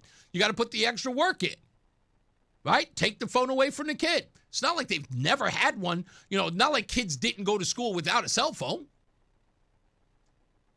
But somebody did that. So I will actually post William Tong's answer to that question as well. What I found fascinating about it is that William Tong uses social media every day to attack the President of the United States, which I find odd that he's talking about the addiction that social media and the apps are and our cell phones are. Here's a guy who is overwhelmed by the addiction to use it. So I'll post that for you later. When we come back, we will take some phone calls and wrap it up. Looks like we got some people in there who are interested in participating in the show. So we'll get to that. Mark Christopher's back. He is in the BPS Lawyers Traffic Center. Hey, Mark. Hey, Reese, thank you very much. 91 southbound, looking at delays from 33 Jennings Road down to 32 A and B, and then you're back into stop and go again. From exit 24 down to just prior to exit 20 Country Club Road, we have an accident that's sitting now on the right shoulder there, so some rubbernecking with that. If you are traveling westbound 84, you've got delays 56 Governor Street out to 44 Prospect Oakwood, 84 eastbound's a little tight, 46 is an avenue into the tunnel. If you're traveling 291 westbound, delays South Windsor exit 2 up to the Bristol Bridge, 2 westbound slowing 1D up to the 84 West merge. 9 north and southbound a little slow into downtown Middletown. 9 northbound is sluggish from I-91 in Cromwell, pretty much right up to the 72 interchange in New Britain. 84 eastbound in Waterbury still quite heavy, 17 to the Mixmaster. Again sluggish, 26 down to the 691 interchange. Westbound 84 slowing in Cheshire, 26 up to the Mixmaster in Waterbury. And both sides of the Parkway slowing in Wallingford. Northbound on the Parkway, slowing 58B up to 61. Southbound Parkway slowing between 61 and 58B with the ongoing road work. Traffic and weather together on the 8s. WTIC News Talk 1080. Brought to you by USPS Ground Advantage. Pump up the volume. Business moves fast. Pump up the volume. When you ship with USPS Ground Advantage, you can keep up with confidence. Visit USPS.com/Ground Advantage to learn more. WTIC weather. Sunshine and a couple of clouds out there for us for the rest of today as we come down from a high in the lower 80s. Tonight will be partly cloudy, but we'll also get a bit more humid as we hit that low of 64. Tomorrow's humid, sun and clouds for us with a high of 83. There will be a thunderstorm in parts of the area for the afternoon, and some of those may continue into the evening hours. So tomorrow night becomes mostly cloudy, a low of 68. Friday, mostly cloudy with a thunderstorm, a high of 82. This is meteorologist Melissa Constanzer in the WTIC Weather Center. And now, a WTIC news update. It's 5:30. I'm John Silva, WTIC 1080 News. Local and state officials turned out in Danbury today. They were speaking out against recent roundups of immigrants. ICE agents detained a number of people on Monday and Tuesday. ICE in the statement said anyone here illegally would face the consequences. More flack about flock, only this time the mayor of Milford is requesting the city's Board of Aldermen to suspend use of all cameras, red light speed, and those controversial cameras used for reading license plates. Mayor Richard Smith says while he wants to acquiesce to residents' concerns, he has to make a formal request of the alders. A special meeting of the board is set for Thursday.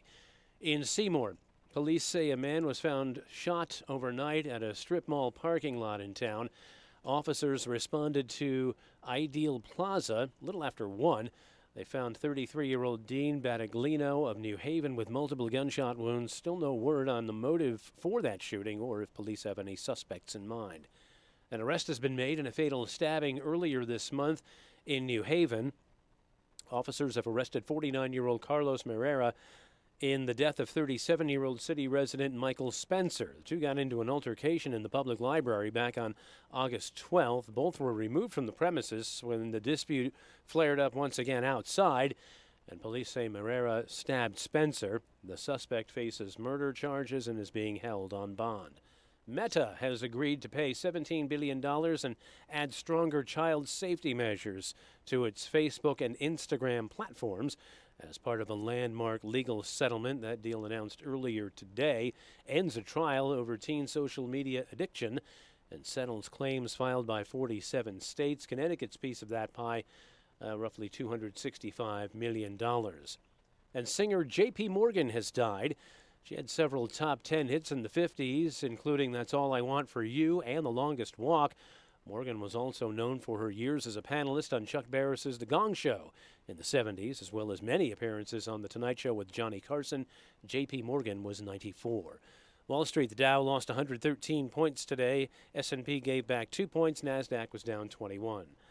I'm John Silva, WTIC 1080 News. Hi, I'm Joe with SimpleSaleUSA.com, and I buy houses cash. If you own a house and want to sell it fast at a fair price, call me at 203-896-4000. I can pay cash and close in as little as 7 days. I buy houses in any condition, any price range, and more importantly, anywhere in Connecticut. I'm a private real estate investor who buys several houses a month, and I want to buy more. I buy inherited houses, divorce houses, behind in payment houses. I even buy my tenant won't pay me the rent houses. Do you own a house that is trash and needs thousands of dollars in repairs? Great, because I love buying junk houses. I buy vacant houses, abandoned houses, condemned houses, and even foreclosure houses. If you own a house and want to sell it fast, call me at 203-896-4000. That's 203-896-4000. 203-896-4000. Today we're constantly taking photos and videos to remember our favorite moments. But what about those captured before the smartphone? What about the memories tucked away on aging VHS tapes, film reels, or in fading photos? These cherished memories are fading away with time, vulnerable to threats like heat, moisture, and mold. But fear not, there's a solution to safeguard your legacy. Hi, I'm Adam. And I'm Nick. Together we founded Legacy Box over a decade ago with one mission: to bring your memories into the 21st century. It's time to bid farewell to old tapes you can't watch and faded photos. Legacy Box transforms them into digital treasures, ready to share with a click. Just like magic, your shoebox of memories is now safely stored in the cloud or on a thumb drive. Over 1 million families have trusted Legacy Box, so you can rest assured your priceless moments are in good hands. Don't let your childhood fade away on old tapes. It's time to digitize those priceless moments. Fast forward into the digital age. Visit legacybox.com/radio. That's legacybox.com/radio. The Odyssey app lets you jump back to the moments you missed from WTIC News Talk 1080. Download the free Odyssey app, search WTIC News Talk 1080, and tap earlier today to get started. Also, remember to pick up the Reese on the Radio app. That's right. The app is at reasonoradio.com. It's got a live news ticker. That's right. All the news and all the views right there. Go to reasonoradio.com so you can download the app and you can listen to Reese on the Radio whenever you want. When you're driving, just go there and the whole 9 yards. So yes, I'm competing with my own company. You can take the Odyssey app and you get Reese on the Radio. Either way, whatever. It's got reels there. It's got my Substacks there.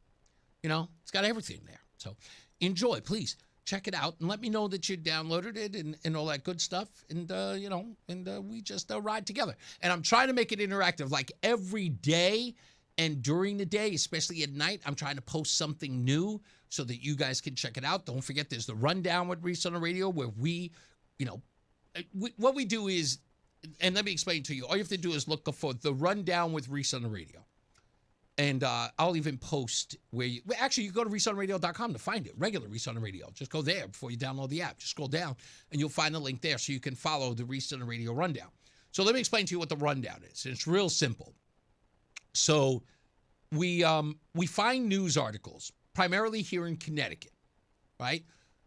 These articles sometimes have a bent, a liberal one. And they just aren't accurate. Not all the time. I'm not calling out any names, but you know who they are.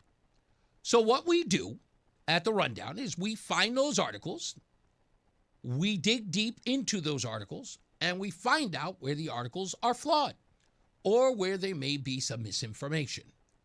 And then we give those articles to you, where we get the facts, like the recent story we posted about the measles. One story said that, it's the same levels as 2019. Yes, 3. And while those newspapers were calling it an outbreak, really? That's what we do at the Rundown. So go to resetonradio.com, scroll all the way down. You'll see the Rundown. Click on it. Goes right to the Facebook page. Follow it. And you'll get an update on every story that we find. If they're BSing you, we're there to report on it. So that's what we're doing. That's our job. And, as I said before, it's not about complaining about what the news media or what media types are doing. We do that thing instead of complaining about it. Now you are loaded for bear. No one is lying to you anymore. No one gets to lie to you anymore. You say you don't trust them? Fine. So we'll make sure that they get held up to the microscope and you get the real story behind the story. All right? Go to resetonradio.com right now. Download the app. Let's get another check on weather and traffic, and then we'll wrap this up with your phone calls at 860-522-WTIC, 860-522-9842. Now it's for traffic and weather on the 8s. Mark Christopher is at the BPS Lawyers Traffic Center. Hey, Mark. All right, Reese, thank you very much. Well, if you're 91 southbound, delays Hartford 33 down to 32 A and B, and then back in the stop and go again, approaching 23 down to exit 21 in Cromwell. We still have the remains of an accident southbound 91 just after exit 20 on the right shoulder. Been moved over from the left lane over to the right shoulder. Westbound 84 tied up 56 Governor Street out to 45 Flatbush Avenue. 84 eastbound, a minor slowdown 48 Capitol Avenue into the tunnel. 291 westbound tight exit 2 up to the Bissell Bridge. 2 westbound slowing as you merge with 84 west in East Hartford. 84 eastbound in Waterbury delays 17 to the Mixmaster. Westbound 84 is tied up 25A in Waterbury up to the Mixmaster in Waterbury. Both sides of the Parkway slowing in Wellingford. Northbound is slowing 58B to 61. Southbound Parkway is tied up 61 down to 58B because of the road work there. Traffic and weather together on the 8th WTIC News Talk 1080. WTIC weather. Sunshine with a few clouds, and as we go into tonight, we will add up a little bit more humidity with a partly cloudy sky. We hit a low of 64. Tomorrow is going to be humid. We've got sun and clouds. The high 83 degrees, but do watch because there'll be a thunderstorm through the afternoon in some spots, and that will continue into the evening hours tomorrow night. It should be mostly cloudy. Again, a couple of showers and thunderstorms. 68 for the low. Friday is mostly cloudy. We still have the chance of a thunderstorm as it stays humid. The high is 82, but then Saturday changes it up a little bit. We knock out the humidity and we'll have clouds and sunshine, so it should make a great start to the weekend with a high of 80 degrees. Then Sunday will partly cloudy. A shower can't be ruled out as we hit a high of 82. Right now it's 81 in Plainville, 80 in Windsor, and 80 in Hartford. This is meteorologist Melissa Constanzer in the WTIC Weather Center. Hi, this is Eric Hogarth with Money Wisdom. Northwestern Mutual says wealthy Americans need $2.67 million to retire comfortably today. Is that way more or way too little for you? Tune in this Saturday at 8:30 on TIC News Talk 1080. Hair Volume from New Nordic will make your hair look thick and healthy. Available as a tablet or delicious gummy. Hair Volume is available online at Amazon and at newnordicusa.com or in the hair care aisle at your local CVS. Men, when addressing the problem of erectile dysfunction, you want the right treatment for your specific medical situation because every case is different, and finding the right treatment can mean the difference between just an okay experience and an amazing one. This is Dale for Northeast Men's Health, and at our practices, we offer the full range of ED treatment protocols and can even combined therapies to help make those intimate moments special, both for you and your partner. At Northeast Men's Health, we're the leader in treating ED in the area. Our medical providers specialize in men's sexual health and understand that no two cases are alike, which means you'll get the right treatment for you based on sound medical evaluation and appropriate applications of medical therapies. Plus, we offer treatments that are effective in well over 90% of cases, which means if you're like most men, you'll get your sex life back. So call us. Your initial visit is just $99 and includes blood work, a medical consult, and if medically advised, a test dose. And if that test dose doesn't work in the office, your visit is free. Call 800-930-5956. That's 800-930-5956. Or go to northeastmenshealth.com. We have 7 offices, including our new office in Bridgewater. Finding great candidates to hire can be like, well, trying to find a needle in a haystack. Sure, you can post your job to some job board, but then all you can do is hope the right person comes along. Which is why you should try ZipRecruiter for free at ziprecruiter.com/free. ZipRecruiter doesn't depend on candidates finding you. It finds them for you. Its powerful technology identifies people with the right experience and actively invites them to apply to your job. You get qualified candidates fast. So while other companies might deliver a lot of hay, ZipRecruiter finds you what you're looking for. The needle in the haystack. See why 4 out of 5 employers who post a job on ZipRecruiter get a quality candidate within the first day. ZipRecruiter, the smartest way to hire. And right now, you can try ZipRecruiter for free. That's right, free at ZipRecruiter.com/free. That's ZipRecruiter.com/free. ZipRecruiter.com/free. ZipRecruiter. What's up, everybody? You know who it is. You know who it is. You know who it is. It's Reese on the radio. Frederick Douglass of the 21st century. Right now, it's WTIC News Talk 1080. Hey, we're back. Reese on the radio. You know what that sounder means. We have reached the end of our program.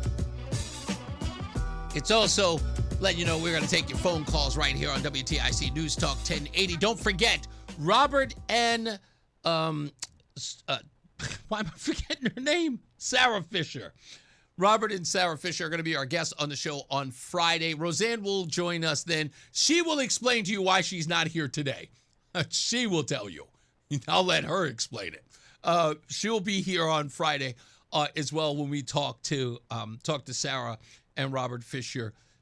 Again, yesterday, just got out of the pokey, 15 months locked up, but he has a new trial. So we'll talk to him, maybe a little bit about that. But, of course, he's an attorney, so he knows what he can and cannot disclose. So I have faith in him that we won't get him in any jam or whatsoever. So he's got to have a new trial. But it's glad to have him. It's good to have him home. He's 80 years old now. And I'm sure Sarah is absolutely gleeful to have her father home. That is her best friend. She loves her dad. And just I know she is just beaming with joy to have him there. And I know he is happy to be with his family. So, and this has been quite the burden on them. So they will be here. We'll celebrate him as much as we can on the show. We'll have him. I told him, I said, you got to drive an hour to get here. I promise you're not going to be here for 15 minutes. They're going to hang out with me, and he deserves that opportunity to be here and to talk and share with you guys what it's been like and, his next phase in life. So I can't wait to meet him. Also, this is important to note. Somebody has sent me a message. In fact, it's very important to talk about this before I get to the phone calls. With what's going on in Danbury, Connecticut. Now, you notice that what's happening in Danbury is nowhere near what you saw in Minnesota. Right? Nowhere near. In Minneapolis, nothing like that. There are no Renee Goods in Danbury. If you want to wonder why, you only need look to the people who are in Danbury. Sure, there are a couple of people out there who are screaming and hollering, calling people Nazis, but you don't see anybody impeding in Danbury. And you won't. You won't. But there's a good question that comes from this. Justin Elicker, Mayor Alves, Attorney General William Tong, Governor Ned Lamont, who don't have a problem spending exorbitant amounts of money on illegals, $1.3 billion to say the least, never once at all used a dime, a nickel, a wooden nickel to get these people citizenship. Not one. Not one dime. Screaming and hollering about ICE coming in to remove them. You know they're here. You know that there's a risk in being here. Federal government's got to do what the federal government's got to do. ICE, INS, whoever it is. They got a job to do. And you know those 4 years that these people came across the border and ended up in your state, your city, your town. Every one of them know, and they continue to understand. There's a risk to all of this. You don't just get to hang out. And guess what? You even said, we're not a sanctuary state. You even said, we're not a sanctuary city. We believe that they're citizens. Well, guess what? You can believe whatever you want. You can believe a rainbow shoots out of their patootie. It doesn't matter what you believe. The facts are the facts. They're here illegally. I don't care if you call them undocumented. They're still illegal. They are illegal inhabitants of our cities and towns. And they use our resources. And they didn't ask permission. At all. At all. But they are the most important constituency you have. You have bent over backwards to protect them, or at least try to. You wrote laws to stop federal agents from wearing masks. You have sent out a memo that pretty much told the federal government, stay the F out of our town. We got this. But what did you do to protect them? You spend any money on that other than paying for them to get free lunch or to go to school? Or to get health care? Sure, you got them health care. Sure, you got them. You paid for their housing. But you didn't spend a dime on anything that made them legal. Probably the most important thing. Probably the thing that would make them whole. Nothing. And now you want to moan about whether or not they're being picked up? You got no skin in the game. Just like they don't. So who's surprised? Who's stunned? Why is ICE here? Well, what did you do to protect them? And it's not enough, Governor Lamont, to say, we want you to know we care about you. No offense, but that never got anyone a green card. Hell, if that's the case, we all care. But it's not getting anything done, and it's not protecting these people. So what you are allowing to happen is real simple. Their lives are at risk. Their staying in the state is at risk. They know it's at risk. And you on camera scream and holler about something that you have no control over. You can be mad, you can be outraged, you can say it's wrong. But what have you done? None of you have done anything. This is changing the profile on your social media page. That's all you've done. Governor, AG, mayors, town councils, whatever you are. That's the only thing you did. You just changed your status on social media. I think this is wrong. Find a camera. Find a radio program. Find a television network. I think this is wrong. Well, what are you doing about it? And the usual answer is nothing. You talk a good game about we need to have comprehensive immigration reform. What are you doing for the people who are here so that they're not picked up by INS or by ICE? What are you doing? Anything? The NGOs get plenty of money. Get plenty of government money. What are they doing? Putting up posts called Know Your Rights? What's that ever gotten anyone? They got to go outside sometimes. Somebody's got to go to the grocery store to get food. What are you going to do? Instacart the rest of their life? You going to stay inside? That's what they're going to do? They're going to hide inside their homes? Is that what's going to happen? Kids got to go to school. So they're going to walk down the street and they're going to be picked up and they're going to be sent back home. So if you want to do something, seriously, if you really want to do something, help them get their citizenship. Maybe ICE will stop coming around. Oh, you look at Connecticut. They're getting people their proper paperwork so that they're not deported. You have the power to do it. You have enough money to do it. $1.3 billion you spent. And not one person has a green card. Amazing. They got Pop-Tarts. No green card. They got universal health care. No citizenship. Priorities, folks. I don't mean to be kind of a bad person here, but I could do this in my sleep. That's the first thing I would do. I'd be getting together with legislators and going, how can we get these people? How can we call Washington? How can we cooperate with the Trump administration so that we don't have these families being picked up, being separated? Do you care about them, or do you care more about the bylines and the newspaper reporting? Huh? Do you care more about the headlines than you care about these people? Because I'll be honest with you, I don't think you give a damn about these people. I think you will throw these people under a bus any chance you get if it will get you a headline. I think you see these people for exactly what you think they are, slaves. Something for you to use so you can feel good about yourself. You will pat yourself on the back while you stand on theirs. That's what I believe. Yes, Tony, how are you?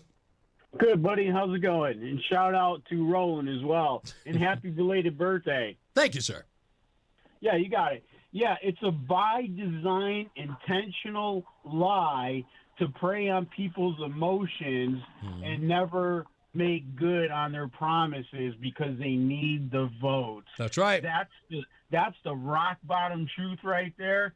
And anytime I've ever contacted Hartford when Democrats were in control, whether I email them or call them, they give me some kind of, bamboozled response or remark just to blow me off.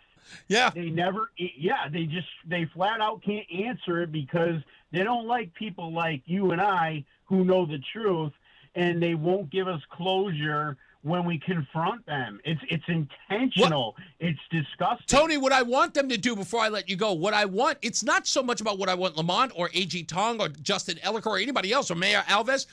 I don't even want them to do anything. Here's what I want. I want the people who support those gentlemen and support illegals that are here. What I want them to do is to demand the former, the governor, the mayors, and all them. I want the people who support these illegals staying in the country, I want them pushing those leaders by saying, what are you doing to get them legal status? Because look, if they don't get it, they're going to keep getting picked up. There's no stopping ICE. You can forget about it. So somebody's got to decide on what are we going to do to keep them here? Because we're not doing that thing. The only thing we're doing is we're all bloviating about how wrong it is. No one's solving the problem of keeping them here, and that's getting them citizenship. So if you are on the left, if you're a liberal, if you're a progressive, if you support illegals, if you are part of these NGOs, you should be saying to Justin Ellicker, yo, they're still going to get picked up. There's no stopping the Trump administration. Can we get these people legal status? That's what they should be demanding of them.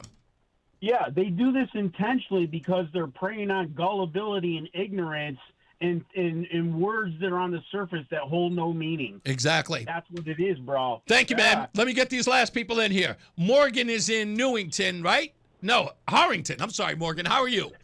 Doing great, Reese. How about yourself? I'm all right. So I think you got to work on your Benjamin Crumpisms because you're not emphasizing black radio host, or African-American media guy, or Caucasian people. Yes, that's right. Letting them in. The other thing I wanted to say quickly is Tim Curry's best role is Darkness in the movie Legend with Tom Cruise, which came out the same year as Clue. That's right. I never saw that movie though. It's great. It's kind of weird, but it's if you like Never Ending Story and those. Yes, I know it's in the same vein as the Never Ending Story. Yeah. Yeah, but it's just I just wanted to say that, and I don't know if anyone brought up we were talking about Johanna Hayes yesterday about her statement. She put the bottom in there just because it's for U.S. citizens is all her references, but she's trying to reference people that aren't U.S. citizens, so that's why they put that small fine print in there. Oh, right, when she says that this is not legal advice. Yeah, it's because if someone tries to bring it up, they're like, but this is for U.S. citizens, not for non-U.S. citizens. I don't know. You know what I meant to ask? I need to find this out because you know what? I think this is because she keeps talking about illegals' constitutional rights, but I'm going, if you're an illegal citizen, do you have them? And I think that question has been asked or ballyhooed about often enough. People say that once you're on the United States, once you're on land, the United States land, that you immediately get constitutional rights. And I don't know if that's been settled yet. I to an extent, I believe you are correct on that. Uh-huh. But if a right to bear arms, if an illegal shot a U.S. citizen, then I think it would be different in that scenario. You know what I mean? Yeah, exactly. You're 100% right. Thank you, boss man. Let me get up out of here. Thank you, man. Thank you. Michael A., you make a good point. He says, now you're giving Dems a rubber stamp to allow them all citizenship. No. Absolutely not. And I get your point, and it's a fair one. But let me articulate this behind that, right? You see, if they demand guys like Justin Elliker, John Larson, even Luke Bronin, who looks like, there's a likelihood, whatever, you know what I mean. Any one of these politicians who are fighting for illegals, right? Hold them accountable to getting these people citizenship. Why am I saying that? Because if they were actually putting the effort to do that, then they have to know who these people are. And if they find out who these people are, they will probably realize that these people do not deserve citizenship. That's the whole rub. That you should be demanding. If these people are innocent and they've done nothing wrong, you should force them to get these people their citizenship. But if you do that, that means they have to vet them. And when they do, they'll know. As I always say, radio is free, so we thank you for paying attention. Remember to keep JC in your hearts and in your mind. Sean Patrick, we love you and we miss you. Remember that panic is not planning, so plan your work and work your plan. Me, I'm Reese on the radio. You have a good night and pleasant tomorrow. We'll see you back here at 2 p.m. What is that, Wednesday tomorrow? Yeah, wow. Oh, it's Thursday. Darn it, it's Wednesday already. I got a meeting to go to. All right, Mark Christopher, he is back. He is in the BPS Lawyers Traffic Center. Good night, sir. Good night, Reese. If you're heading into Hartford right now, westbound side of 84, slowing 56 Governor Street out to 47 Sigourney, 84 eastbound, a little slowdown in the tunnel, 91 southbound slowing at 32 A and B in Hartford, 291 westbound tight, exit 2 up to the Bissell Bridge in South Windsor. If you're heading into Waterbury, 84 eastbound, slowing 17 up